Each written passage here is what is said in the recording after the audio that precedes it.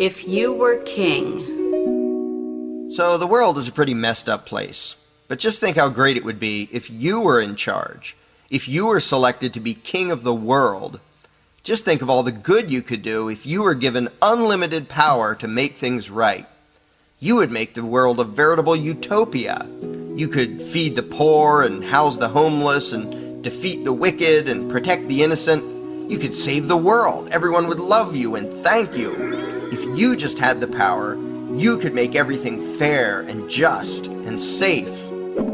Well, no, you couldn't. You might try and you might mean well, but any great and noble plans you had would soon fall apart, and you would turn into a tyrant. This isn't because you're stupid or because you're a bad person. Even if you're quite intelligent and have the best of intentions, all your effort to use your power for good would be an absolute, complete, and utter failure. Why? Well, let's consider a few examples. Agenda item number 1.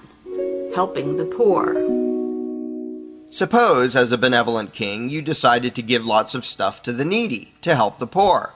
Surely that would be a noble thing to do and would make society better, wouldn't it? Well, no, and here's why. Whether it's a king, a congress, or anything else, government doesn't create any wealth. Any wealth it gives away, it first has to take from somebody else. As king, before you could give anything to the poor, you'd have to take it from someone else. But suppose that someone else didn't want to hand it over. Whether he just wants to keep it himself or wants to give it away by himself, or thinks you do a bad job of it, if for any reason he didn't want to fund your plan, what would you do about it? If you're king, you don't just ask people nicely. Anyone can do that, but no one has to listen to them or cooperate. As king, you would be commanding people to fund your ideas. And those commands, if they're going to be any more than suggestions, will be backed by the threat of punishment for those who don't obey you. If some peasant doesn't think he can afford it, or doesn't trust you to spend it wisely, or just wants to keep his own money, what will you do about it? Just let it slide? Not if you want to have any power. If your subjects can ignore you without any consequences, then you have no power. So the peasant who wouldn't fund your plan must be punished and made an example of. Suddenly, you're not just benevolently giving stuff away, you're hurting people who don't want to do things your way. Whether you execute the peasant or imprison him or burn his house down or take some of his stuff, whatever, you'll be doing harm to him simply because he wouldn't let you take his money. Suddenly, being king isn't just about being caring and generous. It's not just about giving and helping. It's about controlling and punishing. It's about threatening and hurting people. Agenda item number 2. Serving the common good. Next, maybe you'd want to build public schools so your subjects' children could get a good education. And you'd build a big library and a public park and museums and zoos and a great road system and hospitals and all sorts of things that will benefit the people in general. And your people will love you for being so charitable and thoughtful. But again, how do you pay for it? Kings don't get castles and piles of gold by working hard. They get those things by taxing their subjects.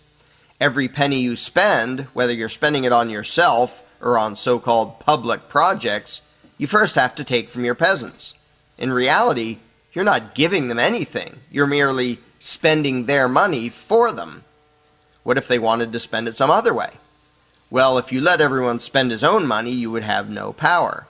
Asking nicely won't do it.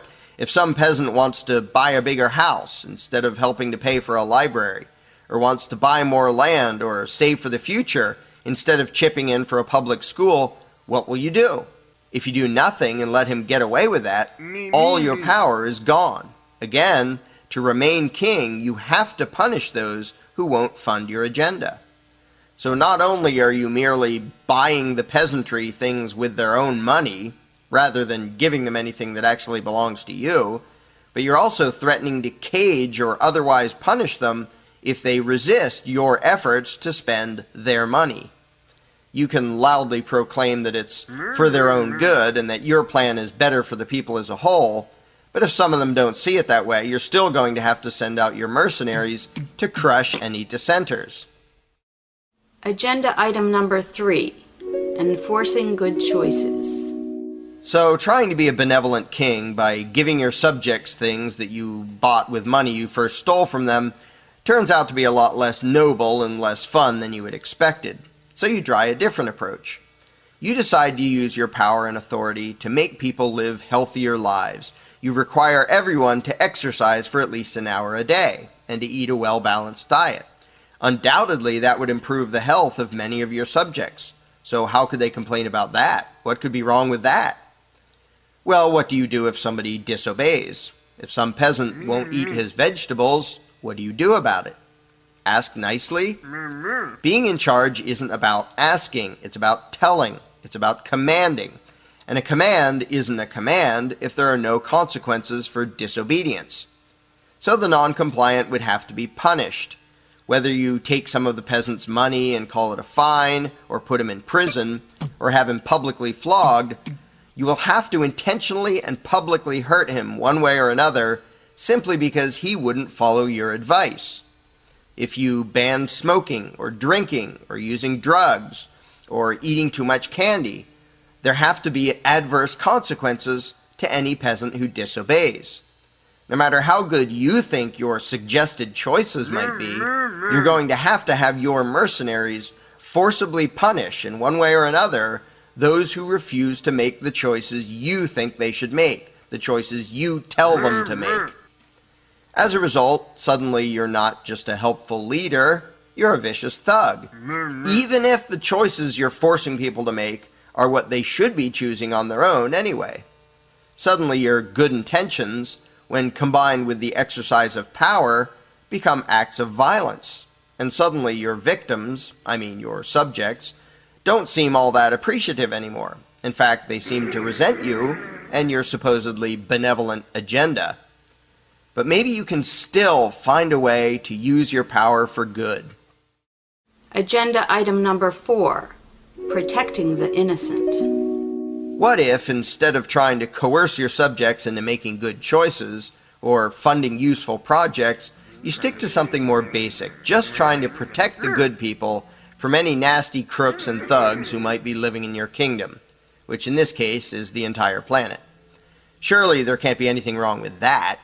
If there is any way to use power for good, it has to be protecting the good from the wicked.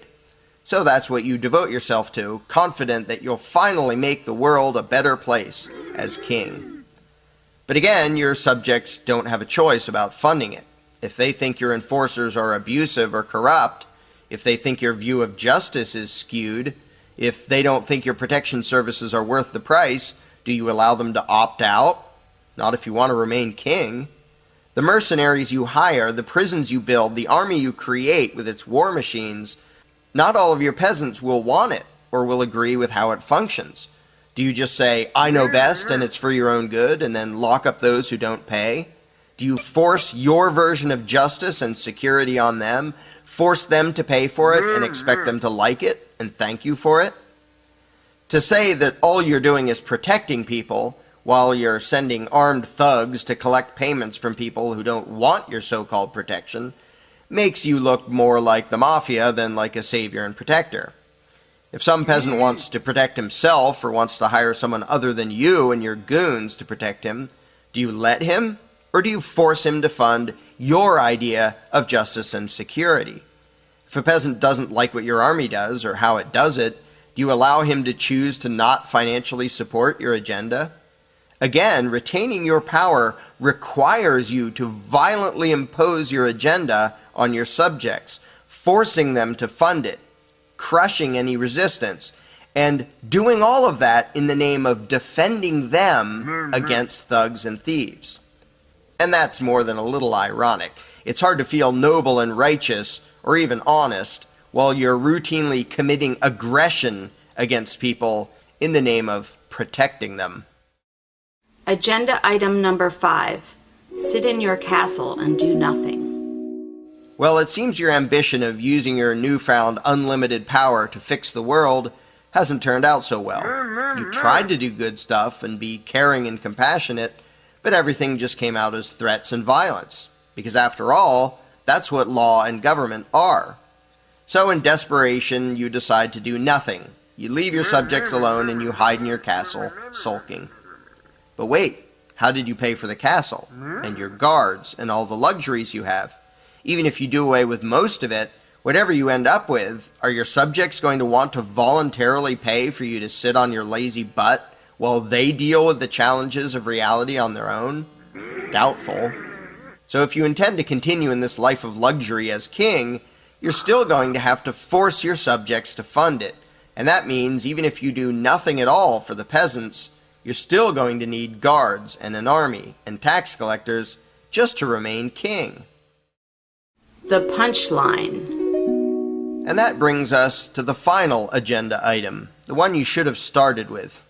When you were made king and appointed to be in charge of everything, you should have said no. When offered the opportunity to rule and command your fellow man, you should have turned it down.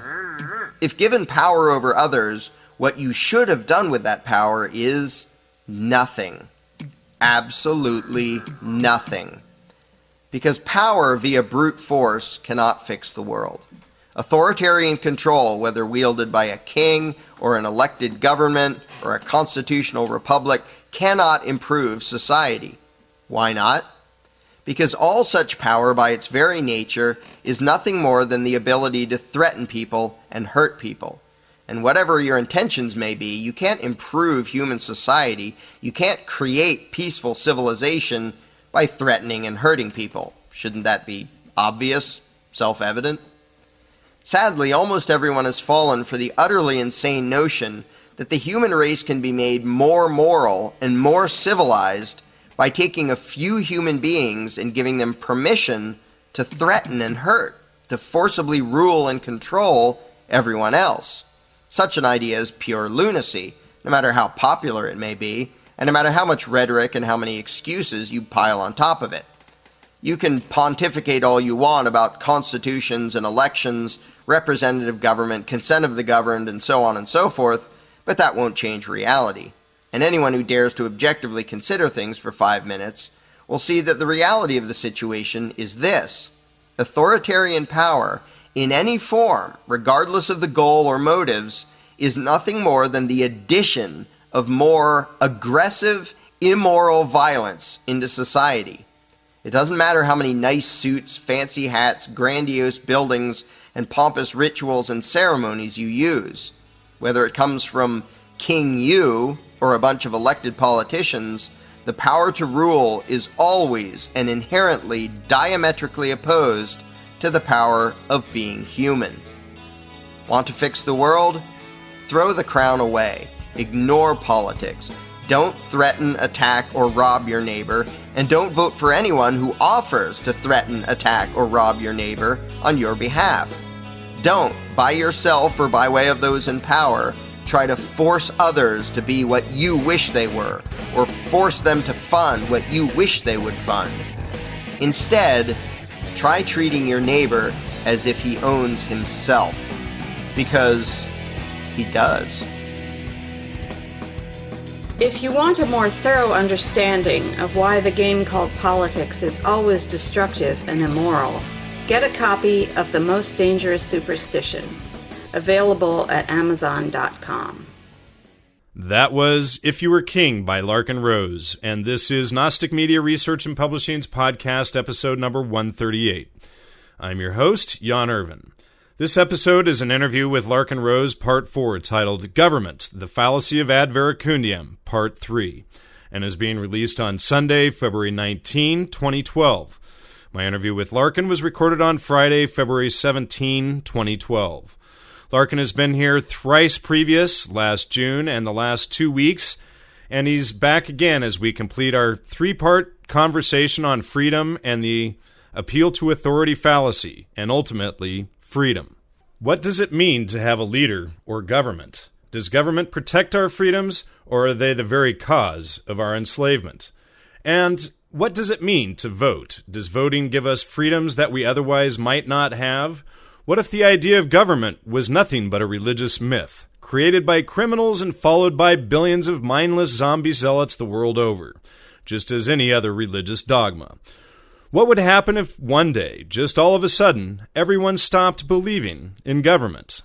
Today we complete our investigation in what it means to believe in government. Is government real or a figment of your collective religious imagination?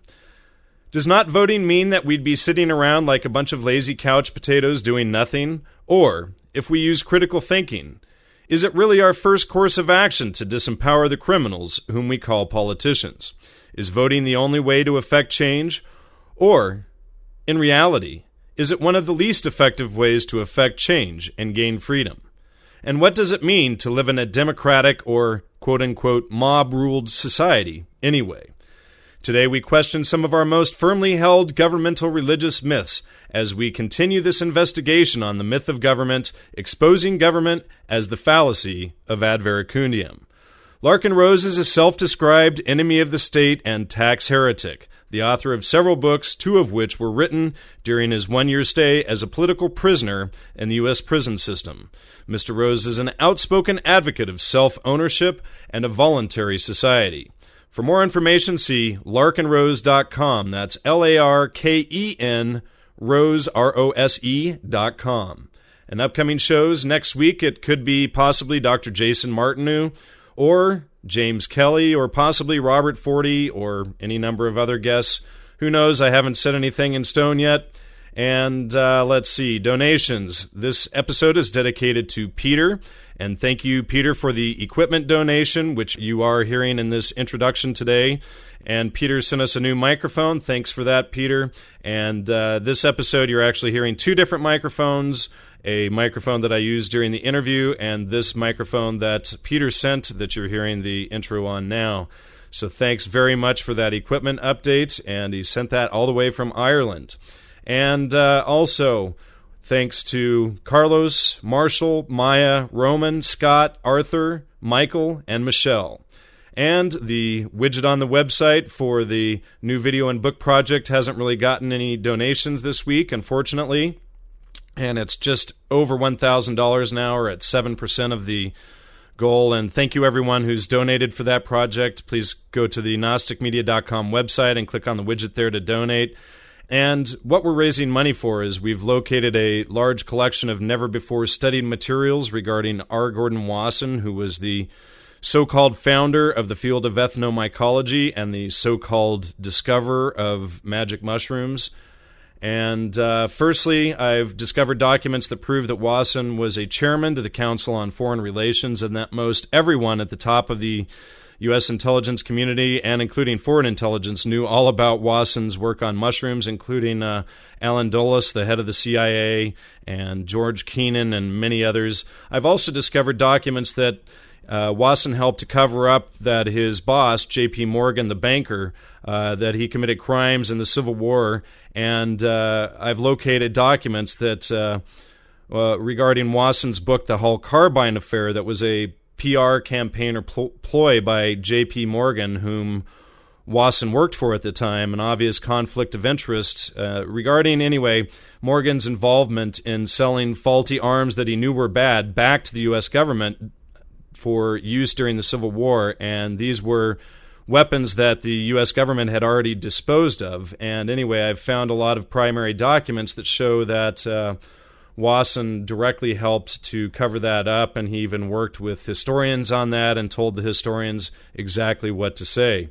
And those who have donated towards the new book and DVD project on the website, I want to keep your credit for that project separate from those who donate to the podcast, and the people who've contributed to the book video project will be given credit there. And we still need some more equipment purchases and are seeking donations. We need large hard drives, at least 3 terabyte drives for backup for data. We also need Pro Tools for audio recording. And I'm looking for about a 37-inch high-definition monitor that we can use for recording and video projects. And thanks to those of you who've donated audio and video monitors over the last couple of weeks. I really appreciate your help. And we're really getting close to all of the equipment and software upgrades we need. And your help in reaching that goal is greatly appreciated. And of course, we do our best to provide just about everything here for free. So please kick down some cash or equipment and help us out here.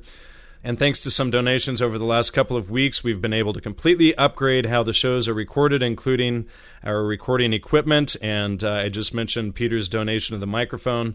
And I'm doing my best to raise the audio quality of the show as much as possible, while at the same time minimizing the number of processes needed to produce a show. So this is actually the first interview that I've done with the new recording equipment and edited in the new way. And so hopefully you like the sound quality. Hopefully it's a significant upgrade. Maybe some of you won't notice it, but if you have good equipment to hear it on, you should notice a big difference. There are still a couple of minor glitches as I learn how to use the software and do everything in the new way, but overall I think my first attempt at doing everything completely different here has worked out well, if not much better, and I hope you'll agree. And this show is run on donations and our website sales. This is not corporate media, but independent media in the truest sense of the words. And by donating or ordering one of the books or DVDs, or the She Who Remembers audio archives, a T-shirt, or getting a membership to the website to download the older shows, you help to continue this unprogramming. We greatly appreciate your support. And of course, as I've mentioned over the last several weeks, the first 3 years of Gnostic Media podcasts are up on the store page, available on a double-layer DVD. For those of you who don't want to spend hours downloading audio, the views expressed by the authors and guests of this unprogram are their own and are not necessarily those held by myself, the host, or Gnostic Media. You can go to the website at www.gnosticmedia.com. That's GNOSTIC media.com. You can contact me through the web form on the website or directly at contact@gnosticmedia.com. Thanks for listening, and thank you for your support. And here's my interview with Larken Rose, Part 3 of Government, the Fallacy of Ad Verecundiam. Enjoy. All right, Larken, welcome back to the Gnostic Media Podcast. And you're I think only the second guest who's ever done 3 episodes in a row. The last person to do so was Gene O'Denning, who brought us all the trivium. So glad to have you back for your 3rd time in a row, teaching us, and everyone else for that matter, teaching everyone about this most important subject of basically a voluntary type society, or essentially, well, we could call it anarchy, I suppose, and we'll get into that more as we go, but welcome back. Thanks for having me back again. Yeah, you can tell it takes some effort to shut me up, so... Well, it's quite all right. There's a lot to go in here, and I think people are really waking up, and by doing a really in-depth series on this, it's giving people the ability to really grasp it. So I'm hoping that you'll get quite a number of book sales out of it, too, and the word will spread, especially, when people see that there's 3 shows with 1 guest all together, it's more likely that they're going to hit on it, because I'm probably covering something that, important that I want them to catch on to here. Right, probably not casserole recipes or... You don't teach us how to cook? No, so were you hoping for that in the last part of the book? This isn't the cooking channel? No, sorry. I can add the new cereal and maybe toast. I'm up there with Charlie Brown and my... Oh, no. Don't do cereal and toast. That's wheat. You got to check out my interview with Dr. William Davis. He shows how wheat is a complete poison. You should go through and make sure your family's not eating any of it. In fact, your cousin and I have completely stopped eating it. It's been a complete health change around for me. Yeah, actually, my wife and daughter are both gluten-free most of the time. My wife almost all the time. And I know it's totally bad, and I still eat some anyway because I'm stupid. But you're so smart, and if you follow your logic in your own books and stuff, then you would have to recognize that they're using wheat as a poison to kill off the population and do their little eugenics programs, and that's how they keep the hospitals full. It's like if you understand the wheat issue, like Dr. Davis explains that he doesn't do any heart surgeries anymore because he tells all of his patients, 3 to 6 weeks before any surgeries, that they got to stop eating wheat. So by the time it's surgery time, of course, they're all cleared up. Right, they don't even need anything. They don't even need anything. And my stepfather has type 2 diabetes, and he's expecting by the end of this month to be completely off all of his insulin. He started off of it, or he cut the wheat in January, and after the first week or two, he had to cut the insulin by half, and then he's expected to be entirely off it by the end of the month. Cool. So and that's just not eating wheat. So right. it's pretty wicked stuff. But wait, the government gave us that awesome food pyramid with wheat as the huge thing at the bottom that you're supposed to eat lots of. Wheat and grains, and in fact, whole grain wheat is 10 times worse than the processed stuff. Yep. So good thing authority was telling us what to eat. Really worked out great. Worked out great, so they could make money off of killing us. Yeehaw. Yeehaw. So, Larken, why don't you tell us, how is voting an act of aggression, and how does someone who votes condone violence against his neighbors? Well, this is one of the weirder things about the belief in government and authority, because it's one of those things that people, they don't know and they totally do know. And here's why I say that. If you go up to somebody and you say, you just voted for that guy, you're condoning violence against me. They say, what are you talking about? No, I just voted. I didn't attack you. I didn't do anything. But if you walk them through it, there's no part of the chain of what actually happens that they're unaware of. You say, okay, you vote for that guy. What's your goal? Well, to have him get into office. Okay, then what does he do? Well, he enacts laws. Okay, these laws, are they polite suggestions? Is he going to give me some helpful advice, like eat lots of wheat? It'll give me colon cancer. Well, no, he's not just giving you advice. They're laws. You have to obey the laws. Okay, or else what? Or else consequences. Like what? Like you get put in prison or you get fined. Okay, so you're electing a guy who you know is going to get up there and he's going to use power over me to force me to do what he thinks I should do and to force me to give him my money and hurt me if I don't. And it's one of those things that if you put it literally, it makes everybody uncomfortable, even though they know every bit of it. It's not like they say, oh, gosh, I didn't know they imprison people who don't pay. Everybody knows they do. So, like I said, they totally know that there's violence behind it all, but they go into this weird intentional blindness to pretend that voting is some, this is my voice and how we work together as a people. No, it's how you violently impose your agenda on me by way of a third party. And when you put it that way, almost everybody gets uncomfortable because they don't. It's a good sign. It's a good sign that they get uncomfortable because they don't want to admit that they're advocating violence because in most cases they know that's bad. But if you walk them through it, they know that that's the end result. You vote for somebody, you're putting someone in a position of power who's going to violently impose his agenda, his beliefs, his values, his ideas on millions of human beings. And that's not okay, as much as we're taught all the happy garbage about how great democracy is. No, it isn't. It's fighting over what the guy with the club is going to do with it, who he's going to hit and why. That's not noble or civilized. It's violent thuggery. So that's my relatively short answer. What is the double standard to use violence in people who believe in government? Well, yeah, these people would never do it. The vast majority of people who vote for somebody to steal my money under threat of hurting me for, whatever, pay for the war machine, pay for welfare state, pay for schools, pay for whatever they hope the government's going to pay for. If I say, well, tell you what, how about if we just skip the middleman? We do this openly and honestly. You come to my house with a gun, you point it at me, you tell me how much money to give you, and I give it to you. So, we can do away with the game and the joke and the facade that this is legitimate and somehow nonviolent and peaceful. Just do it directly.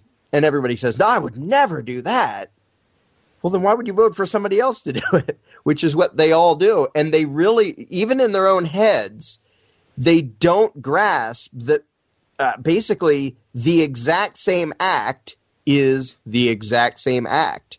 If you rob me yourself at gunpoint, or you have somebody else rob me at gunpoint, or you vote for somebody else to rob me, it's the same thing. But people are taught to believe that this thing called government and authority, that they have the right to do this to people. So they don't perceive it as they don't even perceive it as violence because they think, well, that's law, that's tax collection, and it's necessary, and of course we have to have that. And they have all these excuses they've been taught where that leads them to see something that in any other situation they would know it's immoral, it's evil, it's uncivilized, it's horribly destructive.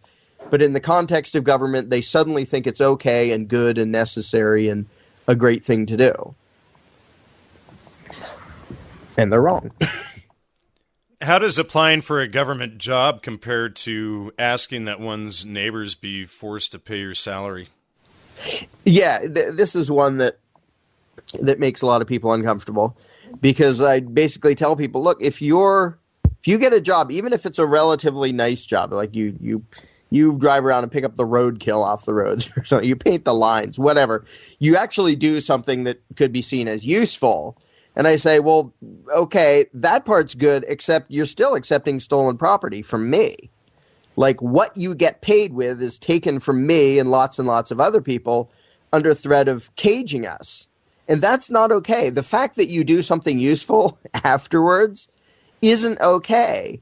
And again, if it's not in the setting of government, people know that. They know that it's not okay. Well, I go and rob my neighbors at gunpoint, but afterwards I go around and pick up trash in the neighborhood, and so that makes it okay. Nobody would argue that except in the context of government, which they do all the time. And people they don't like to hear, because basically it's accusing them of accepting stolen property. And if you work for the government, you are. You're accepting stolen property. And they don't want to admit that's what it is, because they know that that's bad. Accepting stolen property is bad. But they want to imagine that if it's called government and done by way of law, then it's not bad. How does authority get people to believe that the victims of violence and abuse are actually the perpetrator? Yeah, that's a really glaring one. Is a really glaring problem with the belief in authority is most people cheer when the victims of government aggression get crushed, whether they're caged or fined or even killed. And you can see this on a huge scale in the drug war as one example. There's lots and lots of examples, but that's a really obviously, directly, openly brutal example of, oh, well, he broke the law by having some marijuana, so we're glad that, a bunch of psychos with machine guns kicked his door down and dragged him away and put him in a cage for 10 years. And if that guy defended himself and said, I don't care that you have a piece of paper that says I'm not allowed to do this, I'm not letting you take me hostage, and he turns around and shoots the invaders, the aggressors, the people who started the fight, like he's there smoking a joint in his living room, and a bunch of armed lunatics called law enforcers come into his house, and he shoots them, almost everybody would say, oh, he's horrible. How could that guy have shot police officers, officers of the law? Because the belief in authority in government so skews their understanding of right and wrong. It literally turns it 180 degrees in the wrong direction, because they view the victims of government aggression as deserving it. And if they resist, then they view the victims as the most evil, nasty people in the world, when it's the exact opposite of reality. The aggressors, aggression is bad, defending yourself is good. It's not all that complicated, except when the belief in government enters the picture, and it turns everything upside down in most people's eyes. What are some of the glaring cult-like rituals that go along with believing in government? Well, this is in the Most Dangerous Superstition, I talk about how the belief in government really is it's like a faith-based religion. It isn't like a rational construct. It's not just a way to organize. And you can actually see it in the rituals, like, the inaugurations and elections and all these, they have these gigantic, grandiose buildings where they get together and talk in a really weird, stupid way, my esteemed colleague from blah, blah, blah, blah.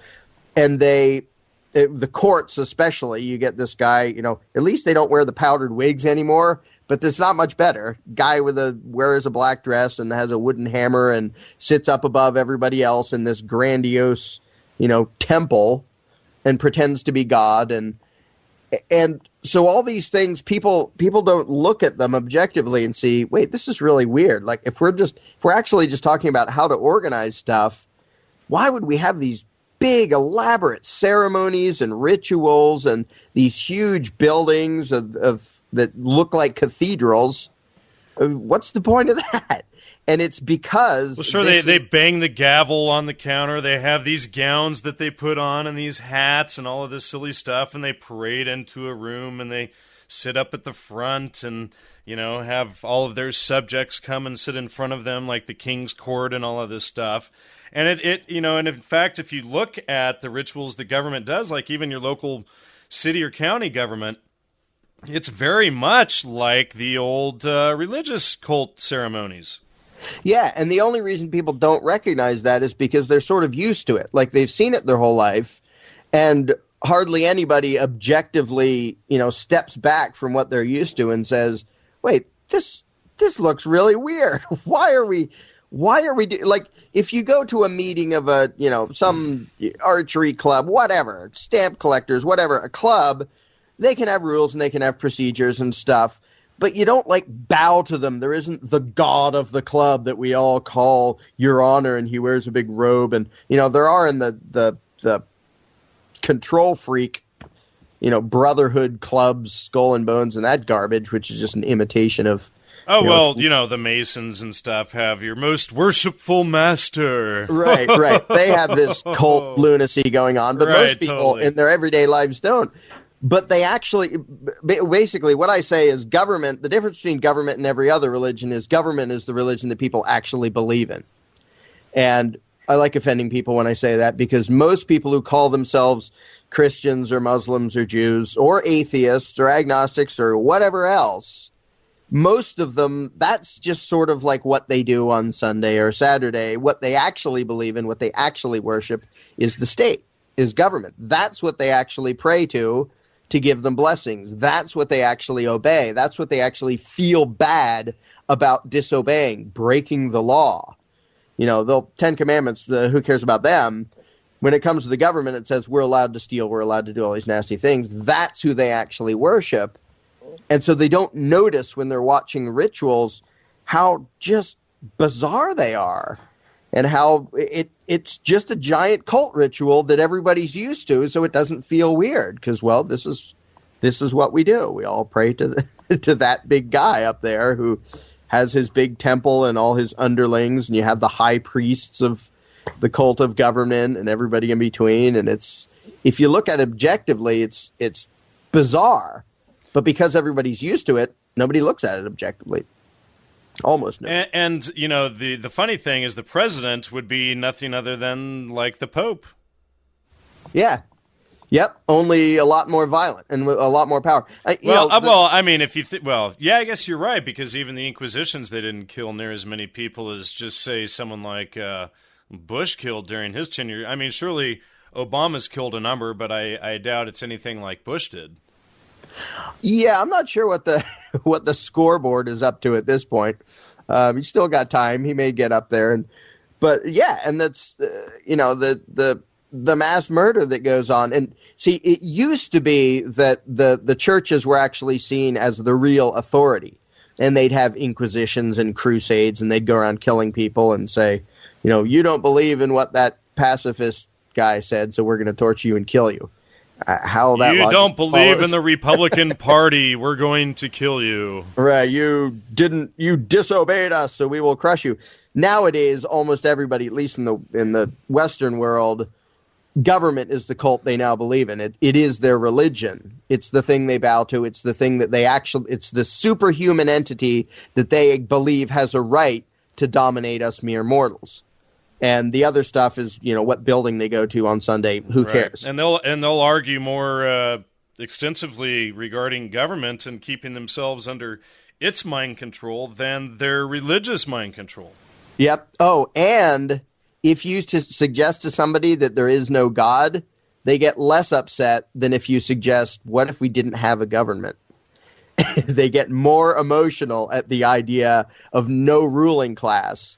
They do. I think you're throwing their brain into this swirl that they just can't comprehend. It's like contrary to everything they worship and believe in. But the rational mind just takes information in and sees it and applies it and and you filter through it all and remove all the contradictions, and what you're left with isn't your government or your religion.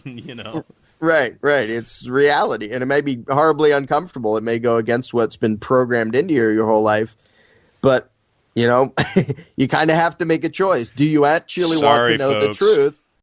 Sorry for waking you up, folks. You can push the pause button and go back to sleep at any time. We'll be here when you're ready. Should have a bucket of blue pills somewhere. Here you go. You can go back. Never mind. Yeah, just go right back into the matrix. You're not good here. We'll plug you back in. No problem. That's hilarious. So let's talk about forced benefits. What are the problems with the argument there? Again, there's so many arguments that people use about government that they never use in any other context, because they immediately see how stupid they are. Like if they say, people will say, well, you drive on the road, so you're just paying for services. And I put that in any other context. Like I often say, look, if I steal $100 from you at gunpoint and give you like a stale sandwich and you eat it, does that mean everything was okay? Because, hey, you're just paying for the services you received. What, are you some sort of freeloading crook who thinks he can have a stale sandwich without giving me $100? Nobody would use that argument except in the context of government.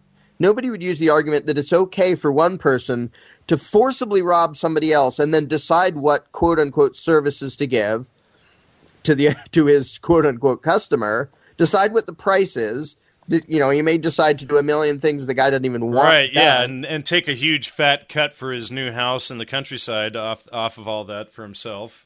Right, and then tell the person that if he complains, he's the nasty, greedy, freeloading crook, because, you enjoy the stale sandwich I gave you, but you don't it's like those Dale Carnegie books and all that stuff. They all teach you, to be happy about paying your taxes and doing good for society. And right. It's like, and it's like those books in and of themselves are a type of brainwashing to get people to go out and grind the sales mill for the factory. And, right. And I used to be in sales and used to see all that stuff. And because of my other research, I knew it was mind control, but I didn't know it explicitly as I do now with the trivium and with this stuff, how all that works. But yeah, you get in there and, it goes away, falls apart. Yeah. Yep. And it's a very effective programming. And the people who tell me I'm proud to pay my taxes, I say, how can you be proud of something that you didn't have a choice? Like they said, you're going to do this or we hurt you. Like, I'm proud to give my car to a carjacker. Like, if it was your choice of your own free will, you donated your money to some worthy cause or whatever, okay, then be proud. But to be proud that you got robbed? How loony is that? I'm proud that I gave my daughter to the local rapist. Right. Oh, I feel so selfless and altruistic. I meant the Catholic Church. I'm sorry. Same thing. But the whole law-abiding taxpayer, I always harp on that term because people are proud to be law-abiding taxpayers. What it means is they do whatever the politicians tell them and they give the politicians their money under threat of being punished if they don't. Why would you be proud of that? You're being victimized. It's like being proud that you got mugged. Like, well, that's the fallacy of ad verecundiam, which is, it's like I'll hit you with a bat if you don't do this.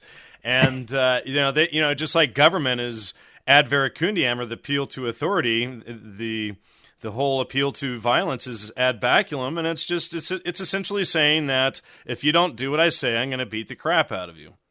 Right. And for people to take pride in then obeying, it's loony. Like, what?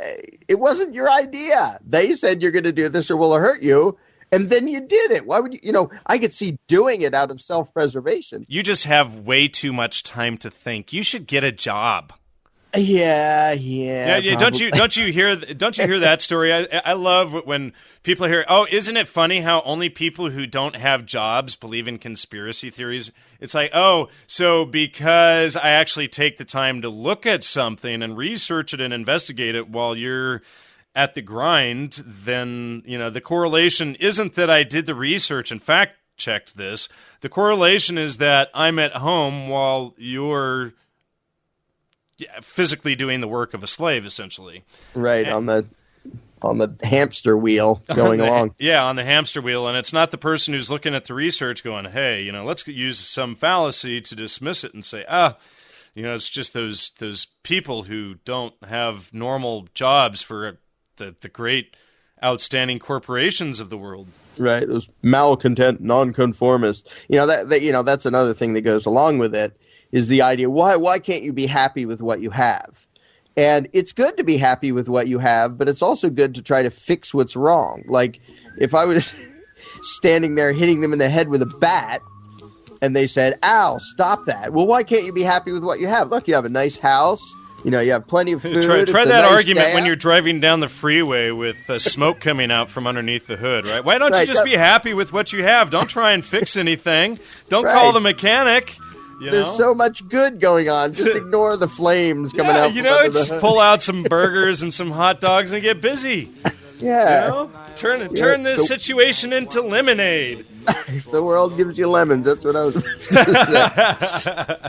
and and what it really is they want an excuse to not have to think about it. Because they want, their life is comfortable enough that they'd rather not have to go out on a limb. First of all, they certainly don't want to have to stand up and put themselves at risk, but they don't even want to have to intellectually put themselves at risk by thinking about stuff and maybe coming to the realization that there really are some things that are horribly wrong and need to be fixed. So they just sort of, put on the blinders and whine at anybody who doesn't. Whine at anybody who says, something's horribly wrong and we really should do something about it. No, shut up, you're a malcontent. Let me back on my hamster wheel. Yeah, and then that's when we get into the positive thinking stuff, sit on a pillow and let everybody else handle everything. And, oh, look, he's being negative. I'm going to sit here and wait and just be positive. It's like, right. Oh, boy. Okay, yeah, don't act, don't do anything, be a good little slave. Meditate, go do that, yeah. Right. I don't mind being positive, but if you think that's going to stop, the guy with an axe who's just kicked down your door, it's not going to work too well. What's happened, though, is there's been a whole positive thinking movement that's kind of come out in the last 10 or 15 years that has really been pushed through these new age, like the 2012 movement and stuff started mostly by Terence McKenna, but it's been pushed through those channels, and it's really created a whole group of people that, what better system of mind control than to create a whole group of young hippies who don't protest like they did in the 60s and take action, but they sit down and meditate and go, let somebody else take care of it, Right. Sit around and be happy. And that's the thing, I intentionally guilt trip people who do that. Like they say, well, we have so much. Why are you complaining? Look at all the riches around you. And I say, that money you just gave to the IRS, they just blew up a bunch of brown people on the other side of the world with it. Are you okay with that? Don't tell me I should sit here and be happy while we're funding the mass murder of people on the other side of the world. And don't you sit there and be happy like you have enough good stuff that doesn't matter. So I totally intentionally guilt trip people with that and say, if if it was just you, if the slave master was just hitting you and you wanted to just put up with it and be a wimp about it, well, okay, I would let you.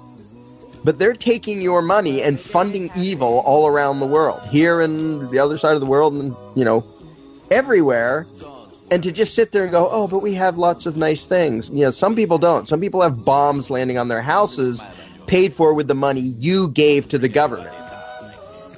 And just, to pretend that being happy and thinking positive is going to fix that, well, people are dying. Lots and lots of innocent people are dying. Right, you can't stop a bomb with don't worry, be happy. So it would be nice if you could, but it doesn't work. All right, so in your book you say that the Declaration of Independence and the Constitution are a combination of profound insights and glaring contradictions. Would you like to expound on that? Yeah. It's a lot of what the founders said was a mixture of wisdom and complete insanity.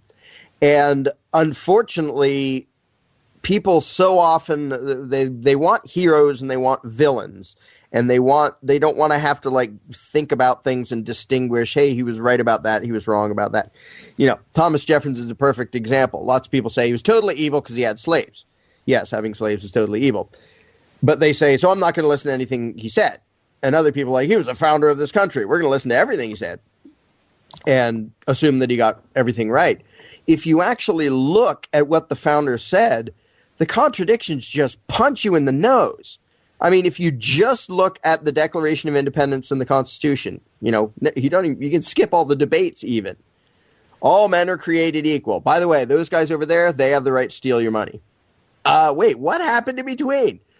Declaration says all men are created equal. Constitution says Congress shall have the power to lay and collect taxes. What the heck happened in between? I can't do that. And I'm obviously not equal to the guy who is allowed to steal my money. I'm not allowed to steal their money. What between? And you don't get an explanation. You don't get, well, here's why it's legitimate, because, you know, they couldn't possibly come up with an explanation. So they just leave the contradiction sitting there, and most people don't look at it because they revere the Declaration of Independence and Constitution like they're, you know, divine documents, and they don't want to look at them and say, wow, yeah, that's a glaring, obvious, stupid contradiction. Just like Declaration says, basically, when any government becomes destructive of individual rights, the people have the right and duty to alter or abolish it. Now, first of all, it's sort of funny that they say that because every government, as soon as it exists, is violating individual rights. But aside from that, in the Constitution, it says, oh, yeah, the Congress can call out the militia to crush insurrections. Oh, great. So when they start oppressing us, we have the right to resist them, and they have the right to kill us when we do. That sounds like an outstanding plan. That'll work wonderfully. But people just don't notice these obvious, glaring contradictions even in the philosophy. You know, the Declaration of Independence was really close to being an anarchist document. The only real glaring mistake in that thing was to claim that governments are instituted to protect individual rights, which, no, every government in the history of the world, first thing it ever does is violate individual rights. But other than that, it basically says, hey, we're all the same. We don't get our rights from government. They don't have the right to rule us. You know, it just goes on and basically says, look, we all own ourselves. But they sort of, you know, of course, they meant mostly white male landowners, but oh well, close enough. And then they go to the Constitution, and suddenly it's a list of things that this ruling class is allowed to do to us. And it's a pretty short list, relatively speaking. But what happened to we're all the same and we all have the same rights and our rights don't come from government? Oh, and by the way, they're allowed to control you and rob you. So it's the fact that people can't look at that and say, okay, there's the wisdom and there's the insanity, because they want to take the whole thing. They want the whole thing to either be good or bad, to either be smart or stupid, and they don't want to fish through it and say, yeah, there were parts of that just didn't make any sense. They were just, you know, recycled tyranny. They were the mentality of slaves mixed in with the mentality of self-owning human beings. And they don't mix. They don't add up to a coherent anything. But people don't like to look that close at something that they've been taught, you know, this is the great, profound document upon which blah, blah. And so they don't want to look at it objectively to actually see how much of it makes sense and how much of it is completely bogus. Does the problem of government reside in the people called government, or in the minds of people who believe in it, or the victims?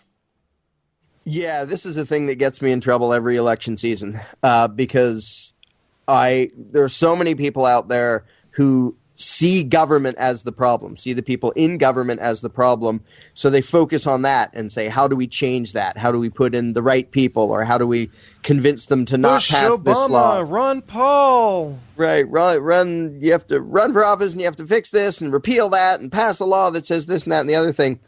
And they don't get that the problem has nothing to do with the people who call themselves government. It has to do with the perception of their victims, because it is the perception of the victims of the state that give it all of its power. And that's, you know, that one of the main points of my book, The Most Dangerous Superstition, is that the real problem isn't that evil people believe in authority. Because evil people, whether they believe it's authority or not, they're going to try to hurt you and take your stuff. Oh well. The problem is that good people hallucinate an obligation to obey and give money to the evil people because they're called government and their demands are called laws. And it mangles people's minds so they can't see reality. They can't see that the problem is inside their own head. It really is like a bunch of, a plantation with a bunch of slaves on it. And the slaves think that they're supposed to be slaves. They take pride in working hard for their master, and they, scorn any slave who tries to run away as a thief. And in that situation, the problem is really their own mentality. It's inside their own heads. And that's true of everyone who believes in government. The politicians are not the problem. Yeah, they're a bunch of liars and crooks. I'm not saying they're nice guys out to fix the world. But the only reason they have any power is because their victims imagine them to have the right to rule. If tomorrow everybody woke up and said, Congress, IRS, what's that? Never heard of it. That's it. It just stops. Because if people don't feel a moral obligation to obey, we outnumber them a gazillion to one. It just screeches to a halt. It only keeps going because people want the approval of authority. And they imagine government to be real and legitimate, and they want to be law-abiding taxpayers. And they don't get that their own desire to have the approval of people in power, to have the approval of authority, is the most toxic thing in the history of the world, is thinking that obedience to authority is a virtue. That is the source of the vast majority of evil that has occurred in history. How do we deal with issues like primate organization? For instance, we hear of alpha males. Have you seen the film Star Suckers by chance? No, I don't think so. Oh, you should really watch that. But I'll make a note of it. Yeah. How do we move away from our natural tendency towards authority that seems to be part of our natural primate organization, like the alpha male and the chimpanzee or orangutan groups, and just like we have the leader figure in the human primates? So how do we deal with an issue like that? Yeah, I do think there's definitely a factor there of just how we're wired as an animal species that tends to do that hierarchical thing, left over from chimpanzees and whatever. But I think people overestimate how big that tendency still is, because it's the easiest way to explain war and oppression and tyranny and nastiness is, well, I guess people are just nasty. Some people are going to try to rule the world. Others are going to want a leader. And there is some of that, but I think it's less than people believe. But to me, even if, let's say a bunch of people do want to be just sort of mindless followers, and some people want to rule the world and control everything,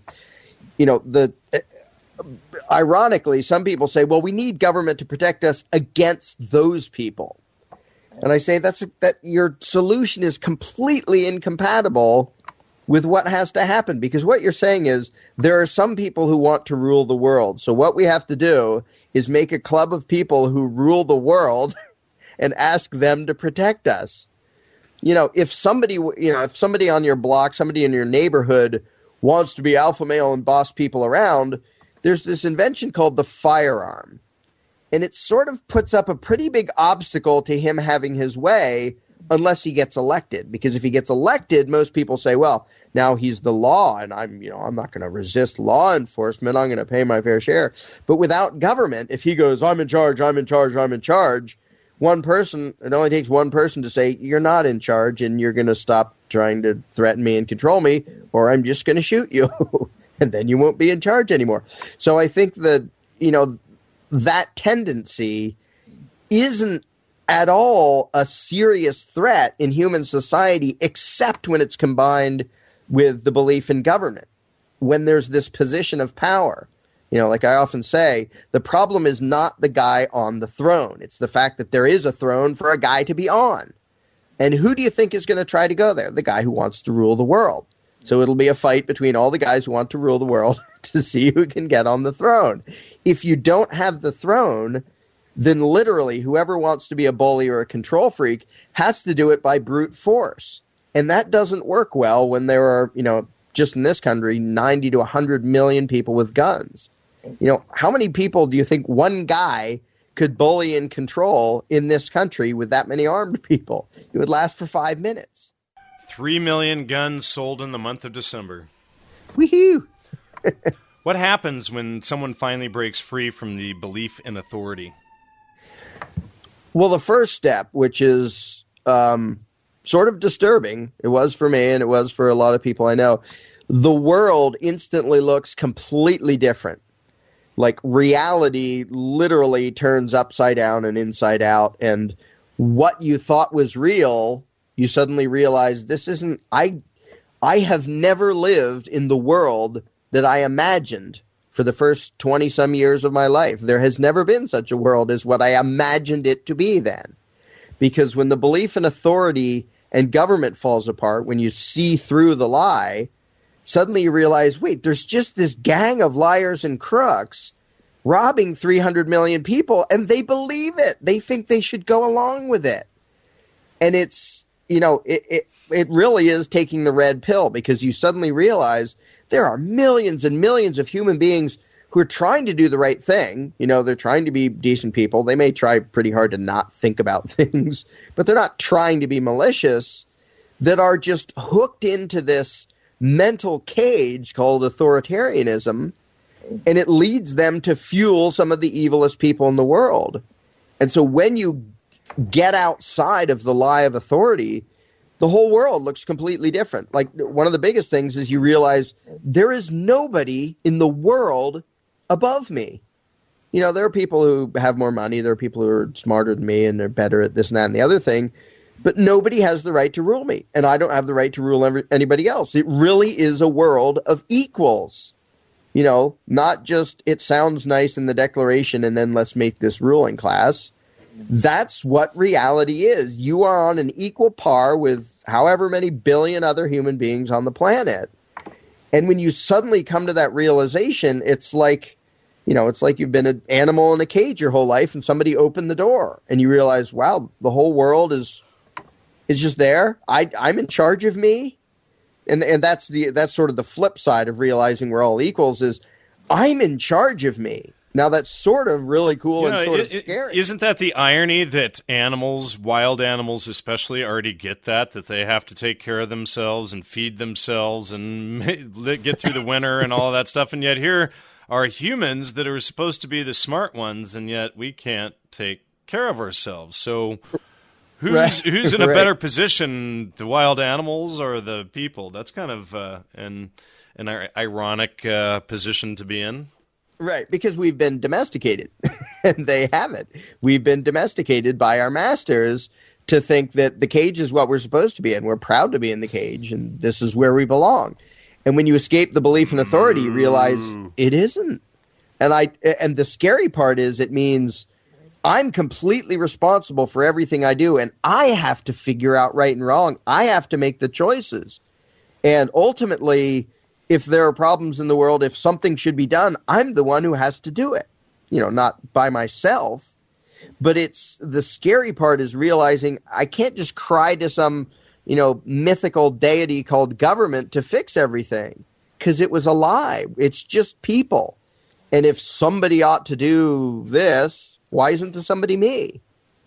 And the idea that, we need a law that says this or a government program that says, no, we're just people. You're at the top, which means you are the highest responsible being on the planet, tied with several billion other people. But you're at the top. There's nobody above you. There's nobody beneath you. It's just, we really are equals. We each own ourselves. And it's very freeing, but at the same time, it adds a huge amount of responsibility. Larken, I would say it's just blasphemy. Yeah, I hope so. No, I mean, what you're saying is blasphemy. Yeah, it's blasphemy against the most dangerous, evil cult that's ever existed, exactly. The belief in government. And so I love to be a heretic against them. It's my hobby. Exactly. Love it. It's what gets me up in the morning. how, how should a governmentless society deal with acts of aggression? Okay, yeah, that's a thing that almost everybody asks once they start to think about the idea of a stateless society is, well, what do we do about the murderers and thieves? And some people even say, because there's nothing that's going to stop them from hurting me if there's not government. And I usually ask, well, so you would just sit there? You'd sit there and let the guy beat you up because you can't dial 911? That's what you would do? To me, the only difference, and a lot about society wouldn't change when the belief in government and authority falls apart. For example, you're still allowed to defend yourself. You're allowed to organize with others. Yourself or yourself? Both. Okay, well that's good. Well, it's what people need to realize. It's like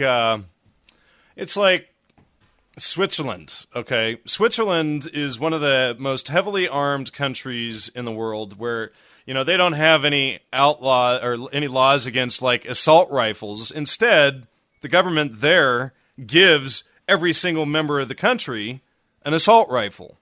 And if you're a robber and you know that the house you're about to break into has the exact same assault rifle that you were given, and you know that the people inside that house know how to use and went through the exact same training that you did with that weapon, you're probably going to hesitate quite a bit more. It's like in Australia a couple of years ago, they banned guns, and overnight you have this spike through the roof of all of this violent crime against people that turned in their guns. And right. The criminals, of course, kept their guns. And, so now all of these people no longer have the right to defend themselves, and they have to sit there and wait for 911 to get there. And meanwhile, all the criminals have all the guns. It's ridiculous. Right. Yeah, the people they don't get what the deterrent effect is. The criminal who his own moral conscience, his own code, his own values, whatever, they don't stop him from trying to break in and steal my stuff. He doesn't care if there's a law about it.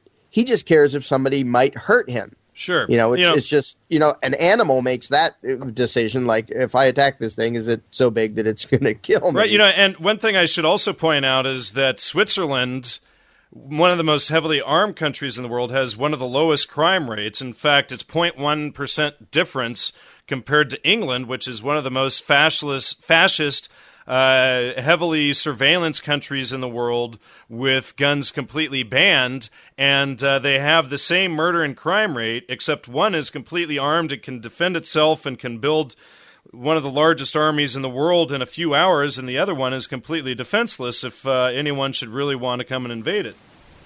Right. And the law and authority in government has nothing to do with it. It's just the ability to use defensive violence. And if you have that, it works. It works as a deterrent. And it's don't like care whether sorry to interrupt you. I was just going to say, it's just like, with martial arts, you use it for a deterrent, for your defense. You don't go around, with karate or jujitsu and just walk around and kicking people's ass for the fun of it. I mean, hopefully you don't. They usually beat people down in in the dojos that do stuff like that, and teach them how to only use these tools for defense and for matches and things like that. But it should always only be used for defense, but you still need to know it. The only way you can defend yourself against somebody who's going to attack you, or whether it's mentally or verbally, is have the same tools and ability that your opponent has. Right. And most people know that you're only supposed to use it in self-defense, that it's okay to defend yourself. It's not okay to commit aggression against somebody else. But for some reason, they imagine that government is some serious part of the equation. Like, guy kicks down my door and he's there to rob me and I'm pointing my Glock at him. You think he's going to say, oh, well, you don't have a badge, so I don't care. Like, the badge isn't what he cares about. It's the gun, and we're still going to have them. And the only difference in a stateless society is people would only use force in situations where they personally believe they have the right to do it. Whereas right now you have thousands upon thousands of quote-unquote law enforcers using those guns, using that violence to do things that they would never do on their own. locking up people for weed or whatever else. Let me ask you, let's go back to like the idea of sovereignty from the 1800s where, if somebody insulted you or insulted your honor, you took it out into the street. And, sword duels, gunfights, gun duels, things like that were very common. And you did have a sheriff figure who was really there to make sure that the fight was fair. And if there was violence or robbery committed against someone, against their will, they would step in for that. What do you have to say about that kind of law or sheriff-type person in a community? Yeah, well, once upon a time, sheriffs were really close to what we would have in a stateless society, where they really were peacekeepers. It's the guy you call if somebody's breaking into your house or picking a fight with you or whatever. And you can still have that because you have the right to defend yourself. You have the right to hire somebody else to defend you. These are rights that everybody has. The only thing that government adds is the idea that the sheriff somehow magically has some extra rights. He can do some other stuff that's bad if anybody else does it. And for a long time, the sheriffs didn't even bother to do that. They really were almost just private security, except they were usually funded by stealing a little bit of people's money. But yeah, that's still perfectly legitimate. The organization is fine. The cooperation is fine. The defensive force that's inherently justified is fine. The only thing you can't do is say, well, I have a badge, so I'm suddenly allowed to steal and commit aggression and do all these nasty things, which is what cops do every day. Tax money. Right. And call it taxes and boss you around and call it regulation or law enforcement. And it's a really fine line once you give somebody a badge to when they try to become a tyrant, too. And how do you'd have to have some sort of check and balance system in there to keep, because it would be really easy for the sheriff or private security figure to become that tyrant. Well, I don't think so. And here's why. Without the belief in government, like if I, by analogy, if I hire somebody to mow my lawn, and I say, I'll give you however many bucks to mow my lawn, and then I come home and he's going through my refrigerator, and he says, oh, well, you hired me to mow your lawn. I decided I'm allowed to go through your refrigerator. I'd say, I decide you're not allowed to go out, or I'm going to hit you in the head with this chair. That's what people naturally do outside the belief in government. They don't, if you hire someone to protect you, and he starts aggressing against you, he starts running a protection racket, the first victim, maybe the second victim, is going to shoot him in the head. And everybody else will say, yay. The moment the hired defender becomes an aggressor, if you shoot him, everybody says, well, good. He was supposed to protect us, crook, unless he was elected. In which case, the first person who shoots the quote-unquote tax collector or the quote-unquote law enforcement, he's viewed as evil, nasty, horrible criminal terrorist. Whereas without the belief in government, the moment that the guy you hired to protect you becomes the thug, all of his victims, all of his customers are going to say, this is not what we hired you for. And in fact, it's the exact opposite of what we hired you for. And we're going to stop you. Even, first of all, we're going to stop paying you. Second of all, if you don't stop, we're just going to shoot you because this isn't what we hired you for. And that's what would naturally happen if people didn't have the belief in government. If people really just viewed the guy they called in an emergency as just another person. He just has the same rights as us. He doesn't have the right to start running a collection racket or something and say, now you have to pay for my services. No, I don't. See this 12 gauge? It doesn't think I have to either.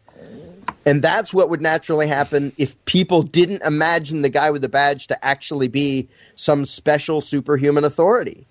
You can't make a brute force gang that can dominate an armed populace by brute force, unless they imagine it to be authority, and then they put up with all kinds of garbage. But it's just, you can't, if anybody tried that, you hire him to be a protector, and then he says, no, well, now you have to pay me. All of his customers, all of his victims are going to say, no, you're leaving here and you're never coming back, or we'll just shoot you. And then we're done, and then we hire somebody else. And maybe somebody else will think twice about thinking that he's now some special ruler. Let's talk about the militia. Was the original idea of the militia to for a group of people living together to be able to put together a sort of military to defend their local village or whatever? Yeah, and there's, of course, there's different levels of organization that you can have. Everything from just, the average people have guns. Like, they never train, they never organize, they never plan ahead, to doing regular drills and actual, planning ahead and having actual military tactics planned out. But everything in between, the idea of a militia is that the normal people are armed and that's what's going to defend them. And the thing with that is normal people don't want to, drop their life and go running off to the other side of the world to kill people they don't know. It's just, even when they're actually attacked by an actually aggressive invader who's actually on their land, their first thought is, get that guy out of here so we can get back to our normal lives. Because this isn't what we want. We don't want to be having shootouts day after day. We want to get back to our normal lives.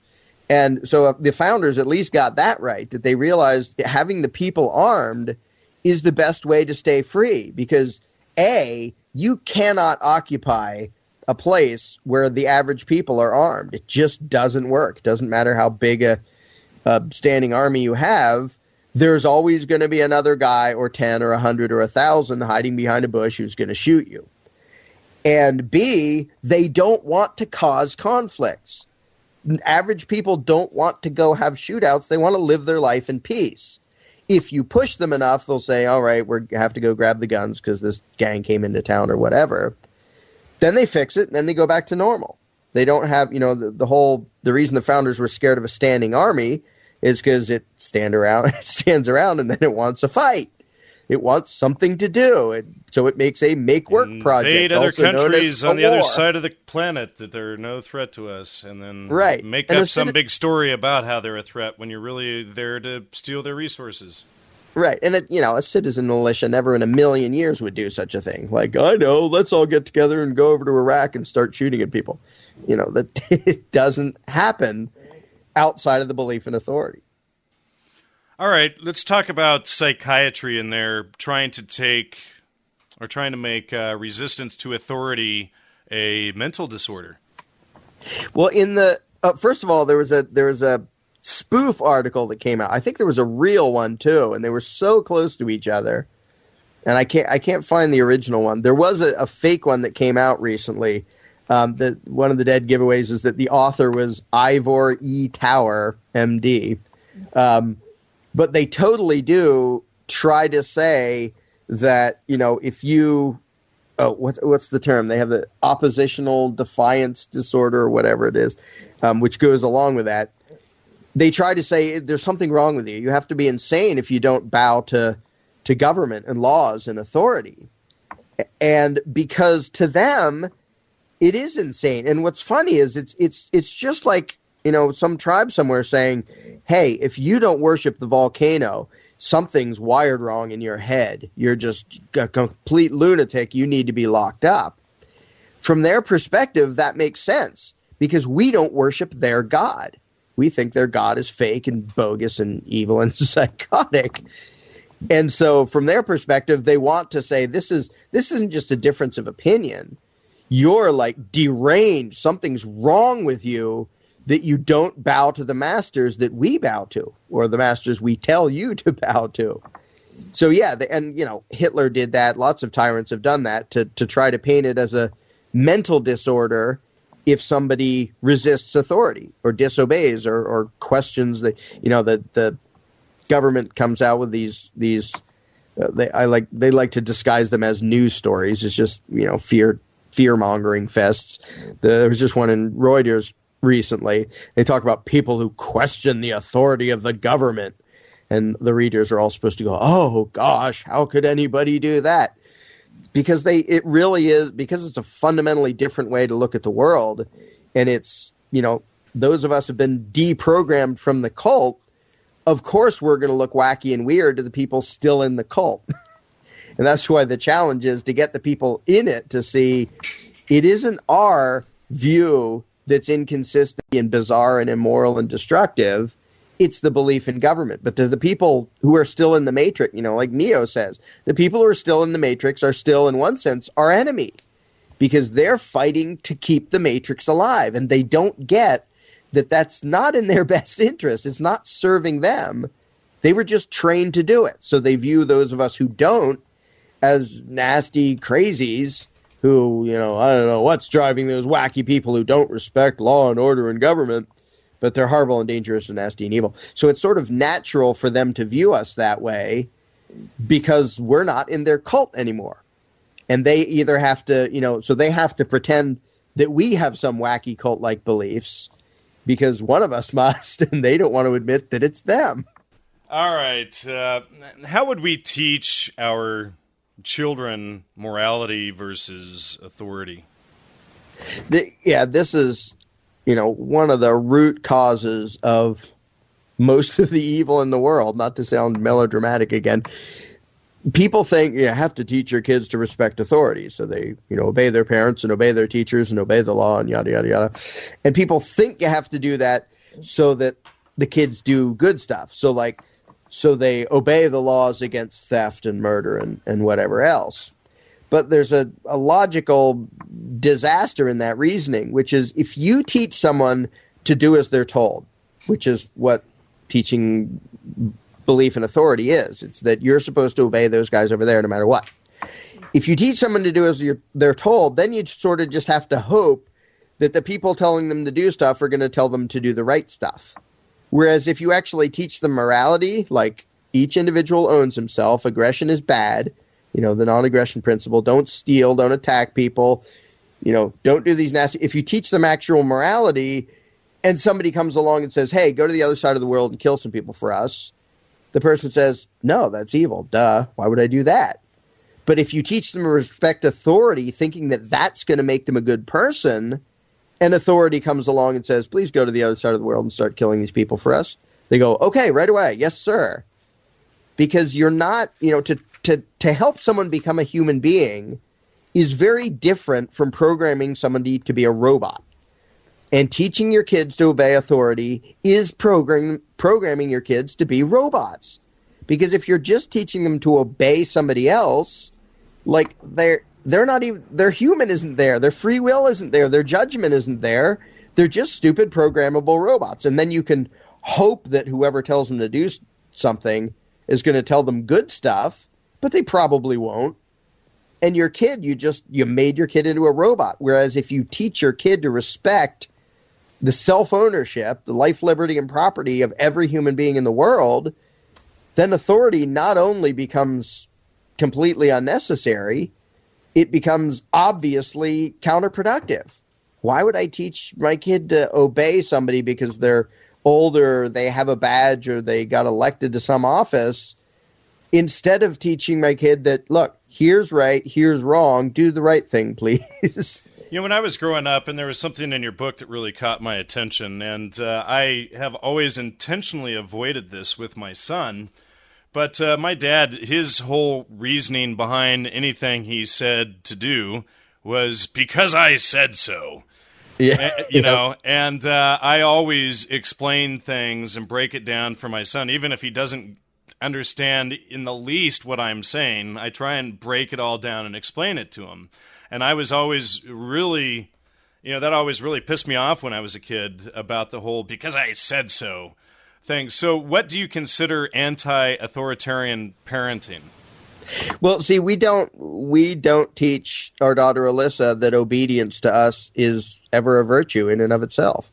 We try to tell her, here's why we're doing certain things. We own the house, we own the car and stuff, so we have a certain amount of control over, she doesn't get to go jump in the car at 14 and drive around wherever she wants because it's our stuff. But we don't ever treat her like, you're supposed to obey us because we're your parents, and you're bad if you disobey. Never mind actual morality. We try to explain the reasons why we do things, and that doesn't mean she likes all of it. That doesn't mean she agrees with it or she gets everything she wants. She obviously doesn't. But we never teach the notion that you're this entity who is supposed to bow to us because we're a fundamentally different kind of entity. And that's what teaching authority is. And that's why people, they grow up viewing the parents as authority and then viewing teachers as authority. They go out in the world, all they can think about is, well, who do I blindly obey now? They don't know how to be human beings. And so we just, we emphasize the exact opposite of you already are a human being. You may not know very much. maybe you haven't figured out a whole lot yet, but you're already a human being, and we're going to try to treat you like a human being instead of a subject or a pet or a robot. And that's, so many authoritarian parents predict that, well, they're just going to turn into horrible, violent animals. Well, no, actually, they're going to turn into people who won't be horrible, violent animals when authority says, go to the other side of the world and be a horrible, violent animal. They're the people who will say, no, why would I do that? That's insane and evil. So it's the exact opposite of what people think, which is that, don't teach them authority. Well, they're going to turn into, psychos and dangerous antisocial people. No, it's the exact opposite. You teach them by example how to be an actually moral human being who treats others as equals, and then they know how to do that. And it doesn't matter who gives them a command, they still know how to do it, and they know not to obey stupid commands, which puts them ahead of 70% of Americans who don't know not to obey stupid commands. All right, Larken, would you like to read for us from the bottom of page 175 to the end of that little section there? Yeah. And that is on how different societies might develop rules. Right. Because a lot of people sort of think like, well, it's just going to be chaos and, no moral standards at all. So this is called a different kind of rules. Without a belief in government, communities would almost certainly develop quote-unquote rules, which at first glance might resemble what are now called laws. But there would be a fundamental difference. It is both legitimate and useful to write down and publish for all to see statements about the consequences of doing certain things. People in one town may, for example, make it known that if you get caught stealing in their town, you will be subjected to forced labor until you pay back your victim threefold for what you stole.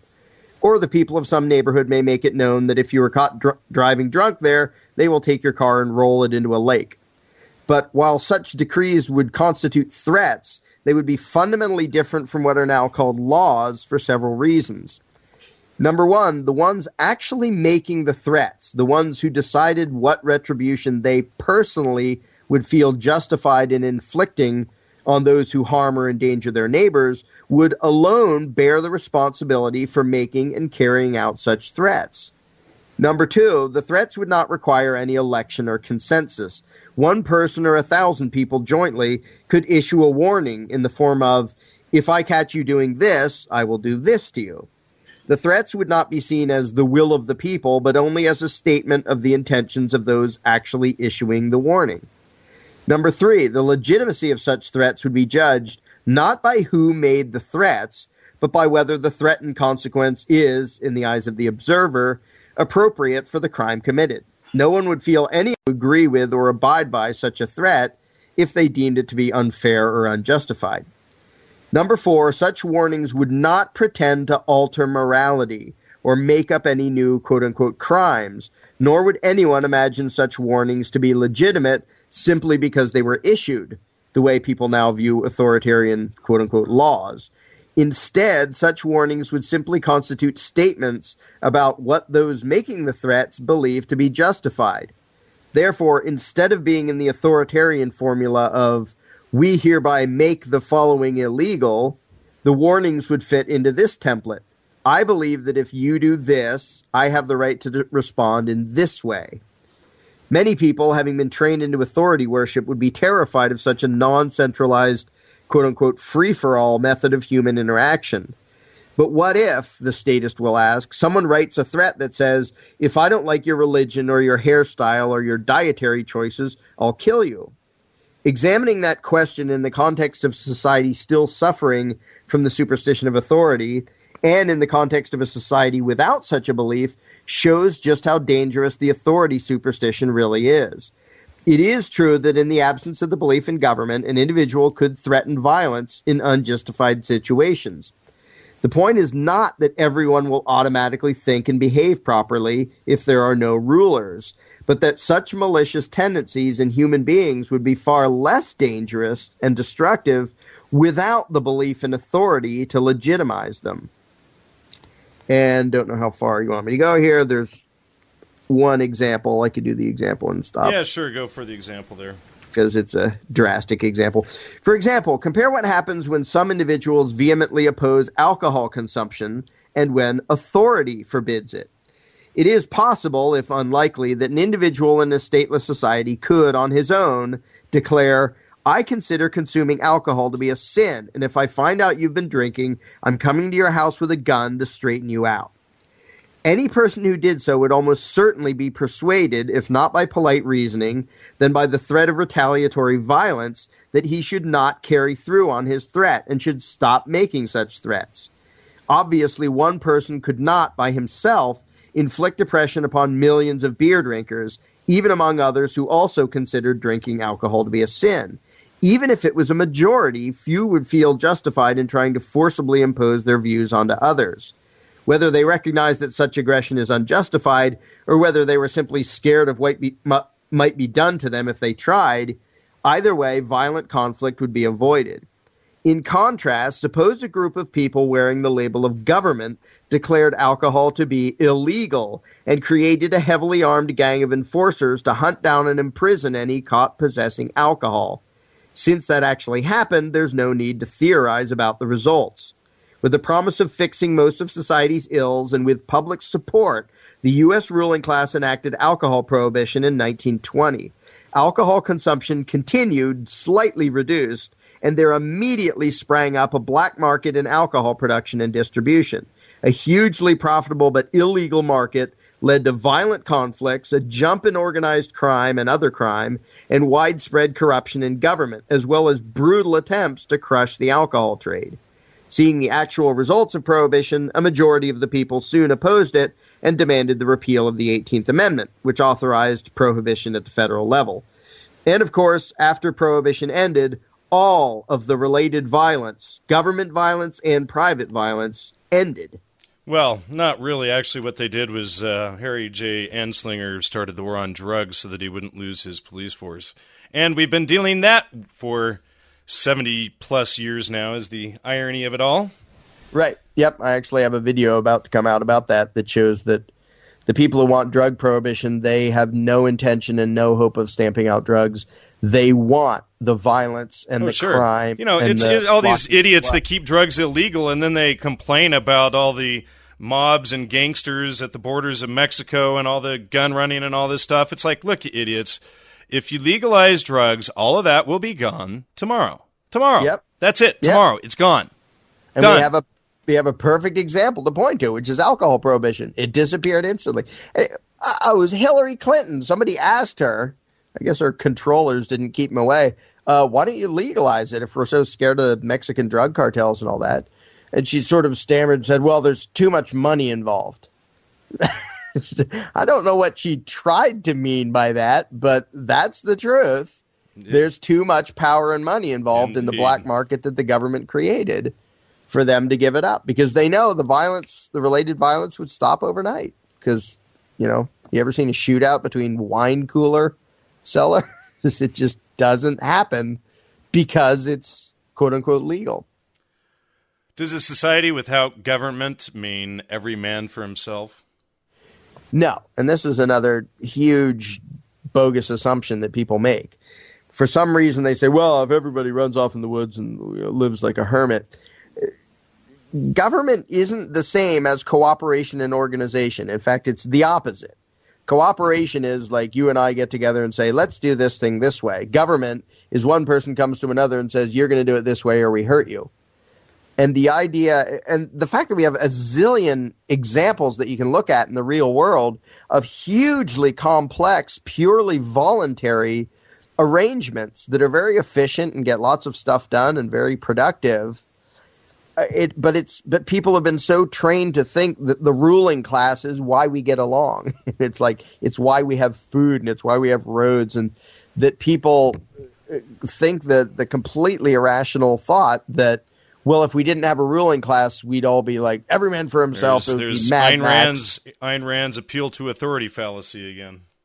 Right. Right. And it's just, there's no reason to think that. And, you know, if you ask anybody, well, would you suddenly turn into some raving psychotic animal running around killing people? Well, no, I wouldn't, but other people might. Well, everybody says I wouldn't, but other people might. which sort of tells me I don't think very many people would.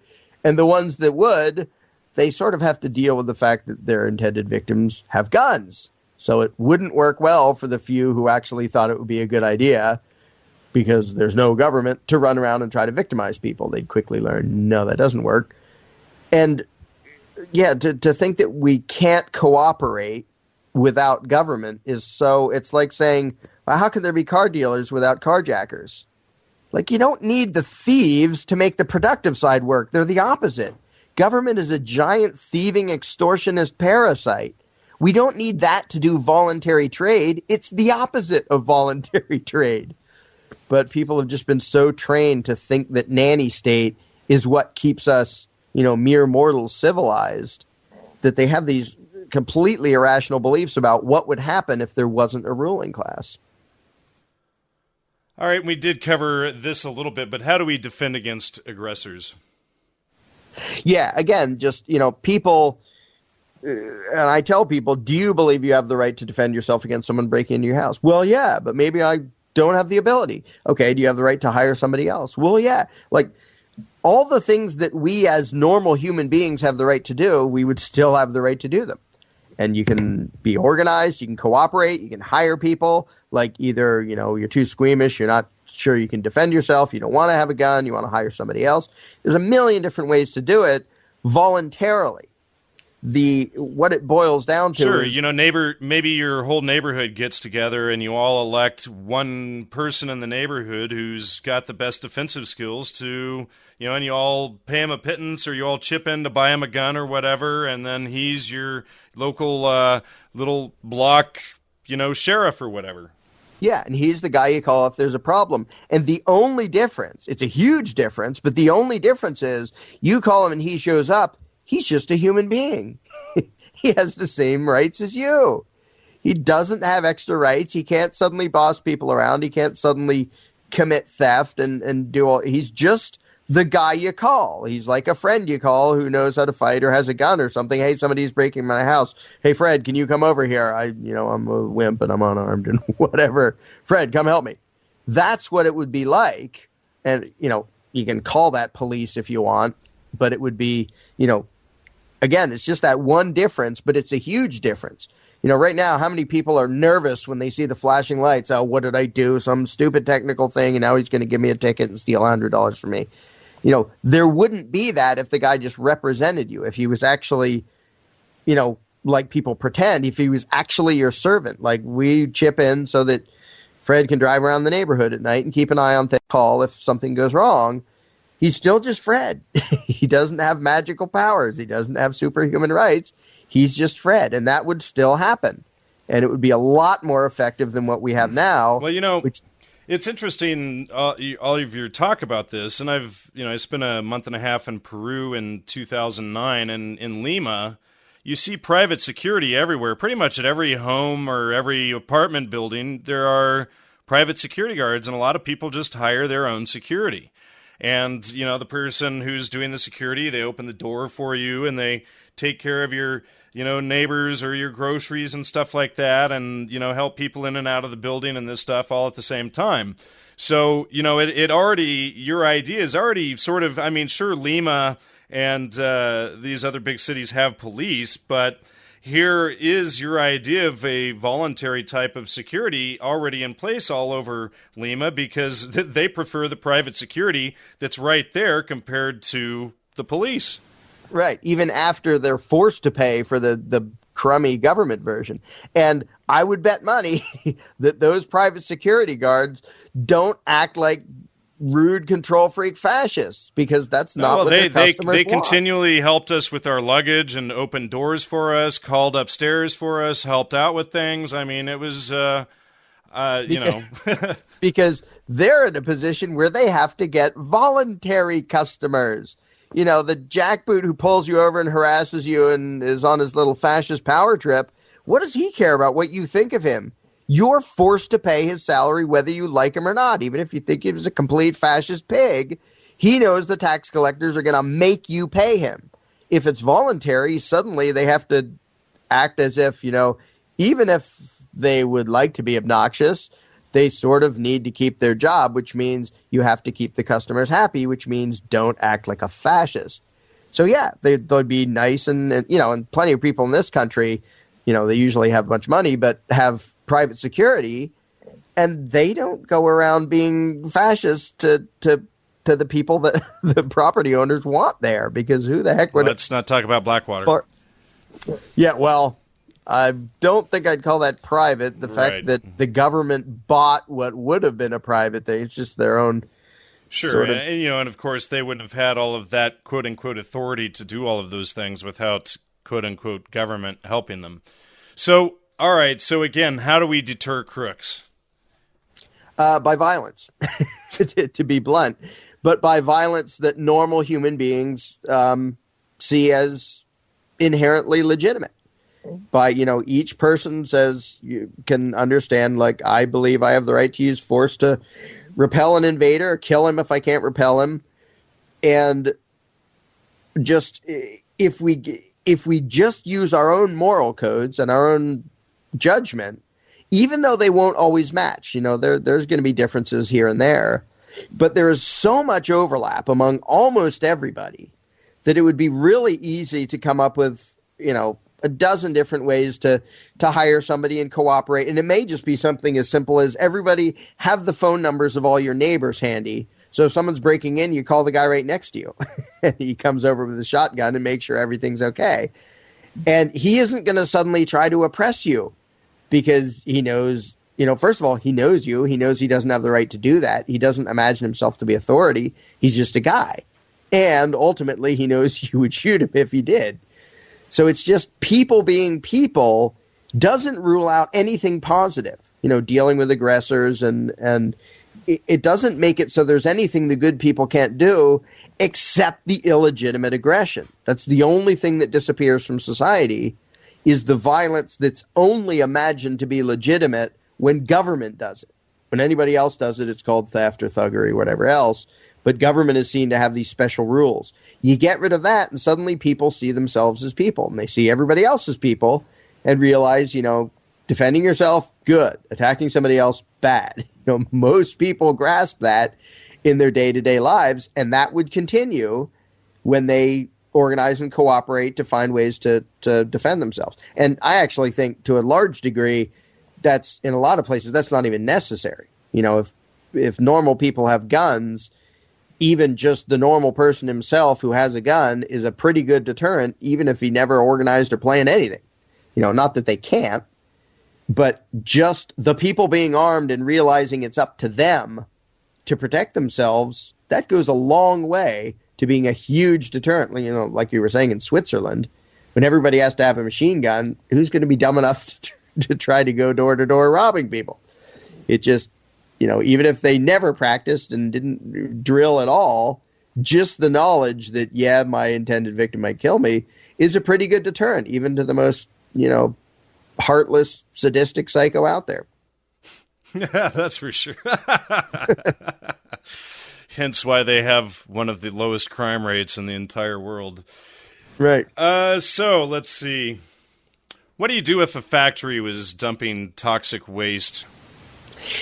That's, the first thing comes down to property issues. If you have a stream running through your property and it's bubbling in green, that's a property offense. They're basically messing up your property.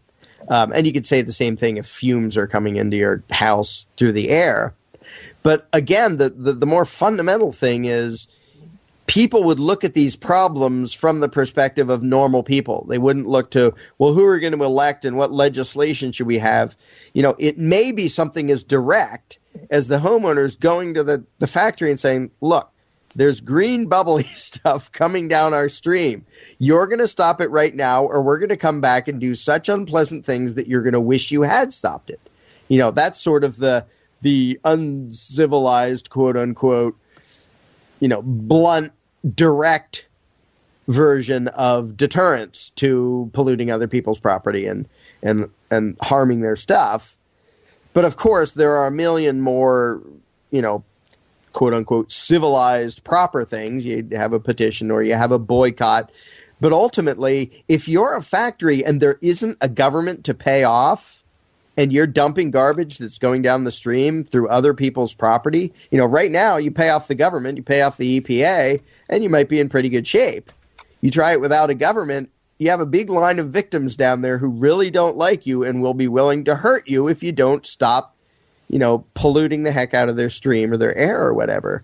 So again, it comes down to just people thinking like people. And if somebody's doing something that actually harms you, then you have the right to go stop them. And again, there are the direct sort of simplistic brute versions of cut it out or I'm going to hit you on the head with this baseball bat.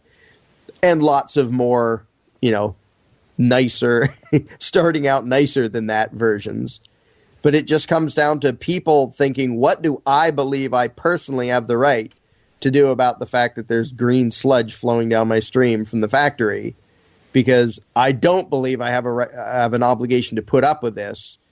So I may start by writing them a letter that says, yeah, there's green sludge. I really hope it's going to stop really soon. And I hope you do something about the fact that it came down here.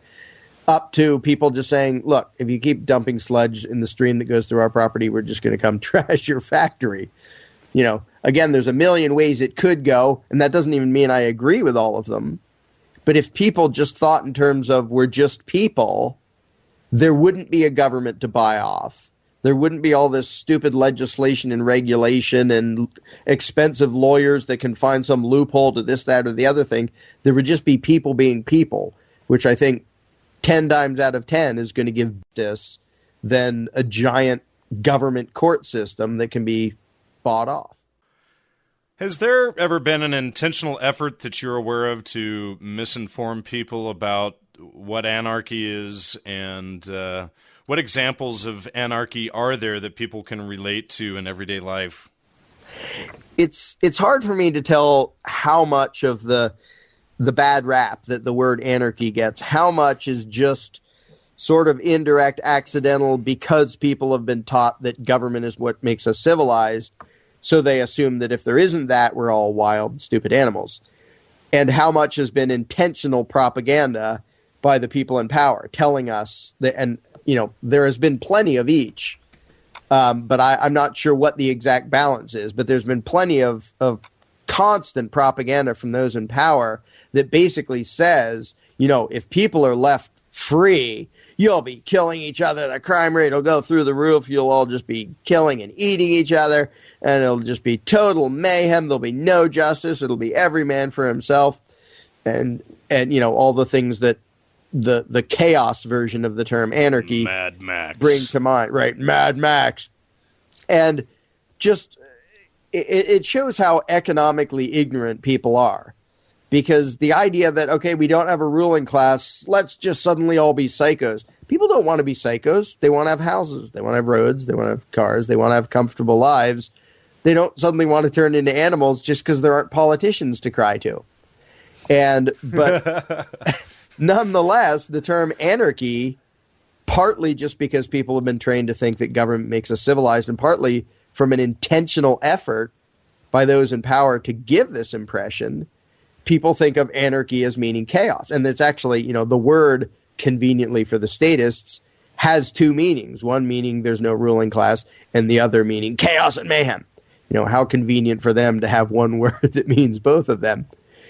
So I think it's partly intentional propaganda, but partly it's just the people passing on the lies that they were taught just accidentally. Like, they're not trying to lie to the next generation. They've just been taught that civilization and obeying masters are the same thing, and they require each other, and otherwise it's chaos and mayhem. But that's just loony. All right, and did you give any examples of, I think I asked you that, but let's go into a few examples of anarchy that people can relate to in everyday life. Oh, yeah. People always say, well, point to some place where anarchy works. Anarchy is most of the world most of the time. Like, if you go into a supermarket, there isn't a fascist there saying, hey, you walk on the right side of this and you walk on this side, and controlling the line of people who go up to the counter. It's literally anarchy. You can have 1,000 people in this crowded thing, and they all, they take turns for each other and they move in. Some are more rude than the others, but there aren't very many shootouts. And people just sort of don't notice. All right, here's this store shootout, news at 11. Right. In a mall, in a grocery store, there's a zillion people that go in. Nobody is being forced to produce any food for anybody. Everybody there is doing it voluntarily because of what he personally gets out of it. The clerk is doing it because he gets paid. The CEO is doing it because he gets paid a lot. Customers are doing it because they want food. It really is anarchy. Now, of course, there are 8 zillion government tentacles interfering with the whole game. So we certainly don't have a free market in this country and haven't for a zillion years. But the basic situation is anarchy. It's not an authoritarian run situation. It's lots and lots of individuals in a very complex form of organization and cooperation that benefits everybody involved. Some people get the benefit of food. Some people get the benefit of a paycheck. But everybody there is literally acting out anarchy. And just for some reason, even though you can see that in a whole bunch of different aspects of human life, people think, well, there are some aspects that if we left that up to people just being people, it would be chaos and mayhem. Like, defending ourselves. We have to have a big parasitic ruling class that forcibly robs us to protect us, because for some reason we can handle food production and distribution and automobiles and communications and all sorts of things. But for some reason, if it came to defending ourselves from the occasional crook, it would be chaos and mayhem if we didn't have a giant parasitic extortionist gang protecting us. Sure, I think even in your book you gave the example that pulling up to a stop sign is anarchy.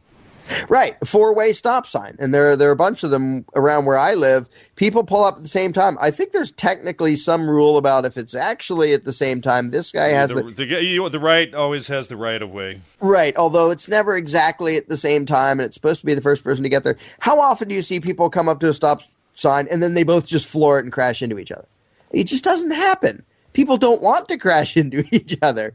And that's, some people even use the thing of, well, if there weren't any laws, people would just drive on the wrong side of the road.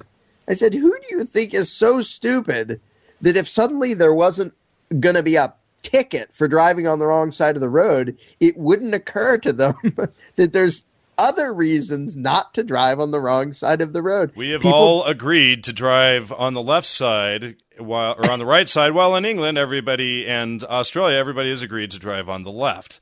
And that's how we work it in those places, Right, and it by seems consent. to work. People do it out of their own best interest. They don't want to crash into each other. And, the idea that we would all just be so stupid that we would literally just randomly drive into each other if there wasn't a cop there to give us a ticket for doing that. Like, what? How low an estimate do you have of the capacity of humanity that you actually think that a person wouldn't mind smashing his car every 5 minutes unless he's going to get a ticket from a cop, and then suddenly he'll care? That's not how human beings work. And would you like to close out this end of this 3-part series by reading us from page 207 to the end? Yeah, let me get that here.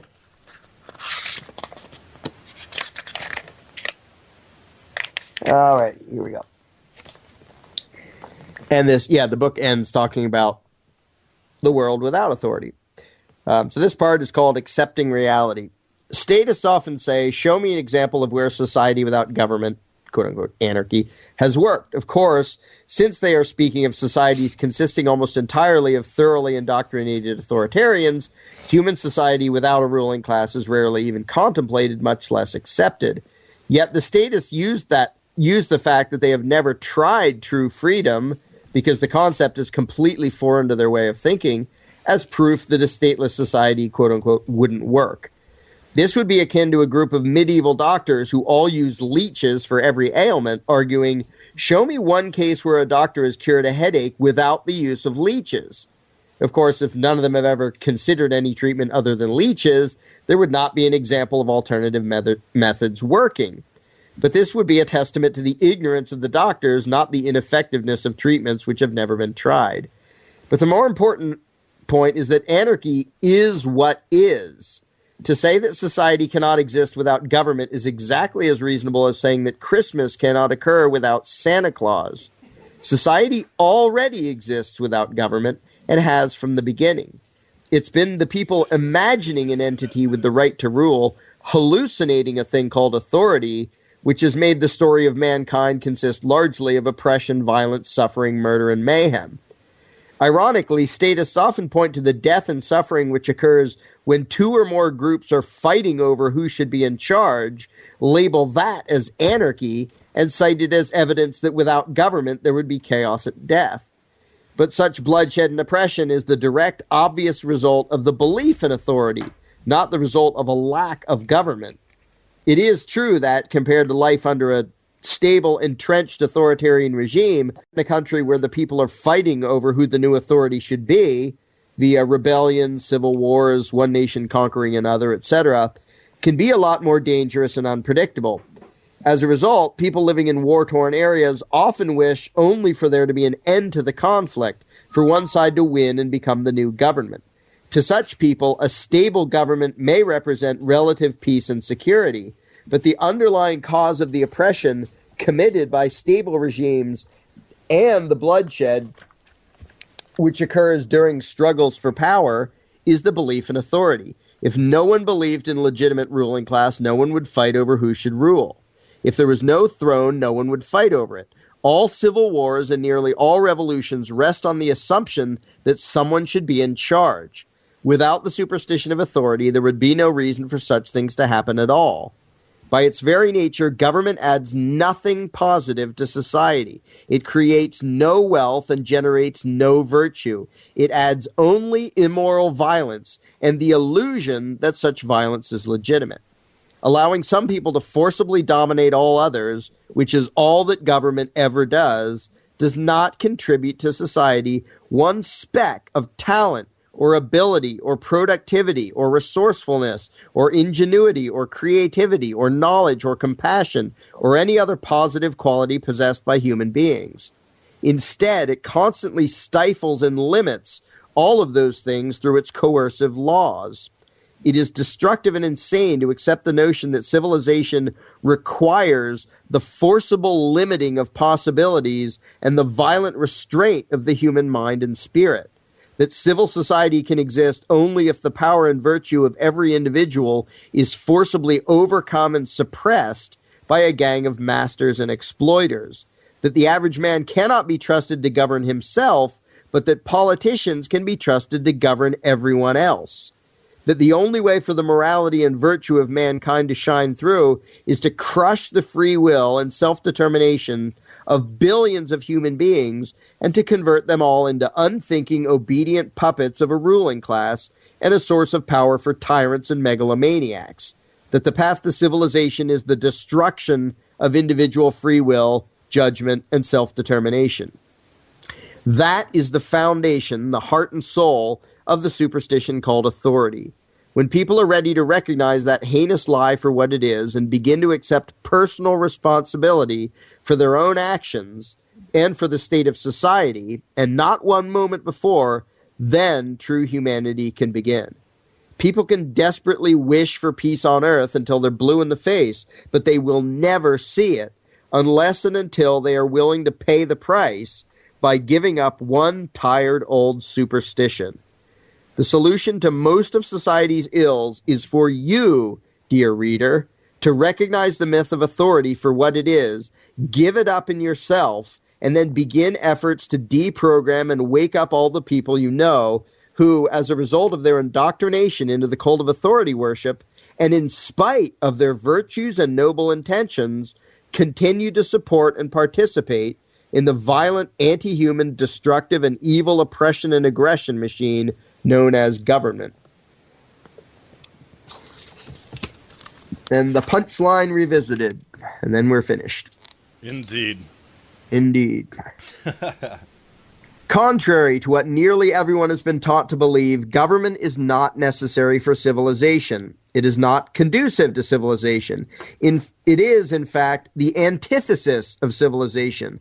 It is not cooperation or working together or voluntary interaction. It is not peaceful coexistence. It is coercion. It is force. It is violence. It is animalistic aggression cloaked by pseudo-religious cult-like rituals which are designed to make it appear legitimate and righteous. It is brute thuggery disguised as consent and organization. It is the enslavement of mankind, the subjugation of free will, and the destruction of morality masquerading as civilization and society. The problem is not just authority can be used for evil. The problem is that, at its most basic essence, it is evil. In everything it does, it defeats the free will of human beings, controlling them through coercion and fear. It supersedes and destroys moral consciences, replacing them with unthinking blind obedience. It cannot be used for good any more than a bomb can be used to heal a body. It is always aggression, always the enemy of peace, always the enemy of justice. The moment it ceases to be an attacker, it ceases to fit the definition of government. It is, by its very nature, a murderer and a thief, the enemy of mankind, a poison to humanity. As dominator and controller, ruler and oppressor, it can be nothing else. The alleged right to rule, in any degree and in any form, is the opposite of humanity. The initiation of violence is the opposite of harmonious coexistence. The desire for dominion is the opposite of love for mankind. Hiding the violence under layers of complex rituals and self-contradictory rationalizations and labeling brute thuggery as virtue and compassion does not change that fact.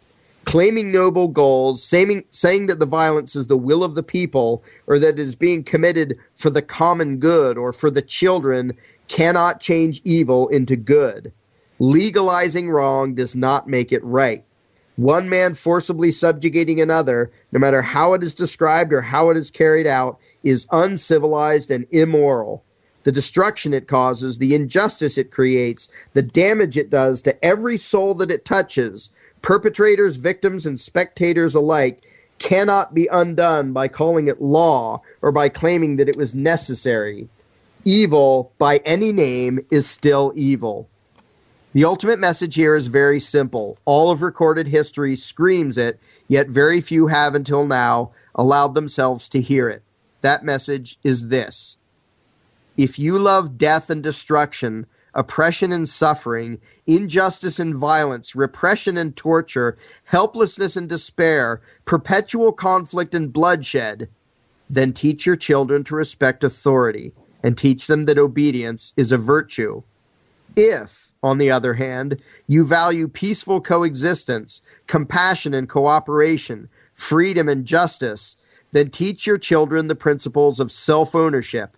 Teach them to respect the rights of every human being, and teach them to recognize and reject the belief in authority for what it is: the most irrational, self-contradictory, anti-human, evil, destructive, and dangerous superstition the world has ever known. Very well said. And thank you so much, Larken, for such a great series of interviews, these three. Did you have any parting words that you would like to conclude the series with? I'm going to cheat yet again and do only a slight variation on my words. It is so tempting for people to think that the problem is always somebody else. It isn't. So often, in just about every problem, everybody involved thinks they're in the right. And the only hope humanity has at all of ever moving forward is for everybody involved to dare to stop pointing the finger at the other guy long enough to look at his own beliefs, his own assumptions, his own actions, to find out if he may accidentally be advocating evil. Because if you vote, if you believe in government, if you believe in legislation, then you are. You are advocating evil. And I know you don't want to hear it, and I didn't want to hear it when I was doing it. But I beg people, dare to reconsider what you've assumed your whole life. Hey, if you were already right, you'll just reconsider it and come to the same conclusion. But the only way humanity moves forward is if the people who happen to believe some wrong stuff dare to pause for a minute and look at their own belief systems and maybe be open to the possibility that you're on the wrong side.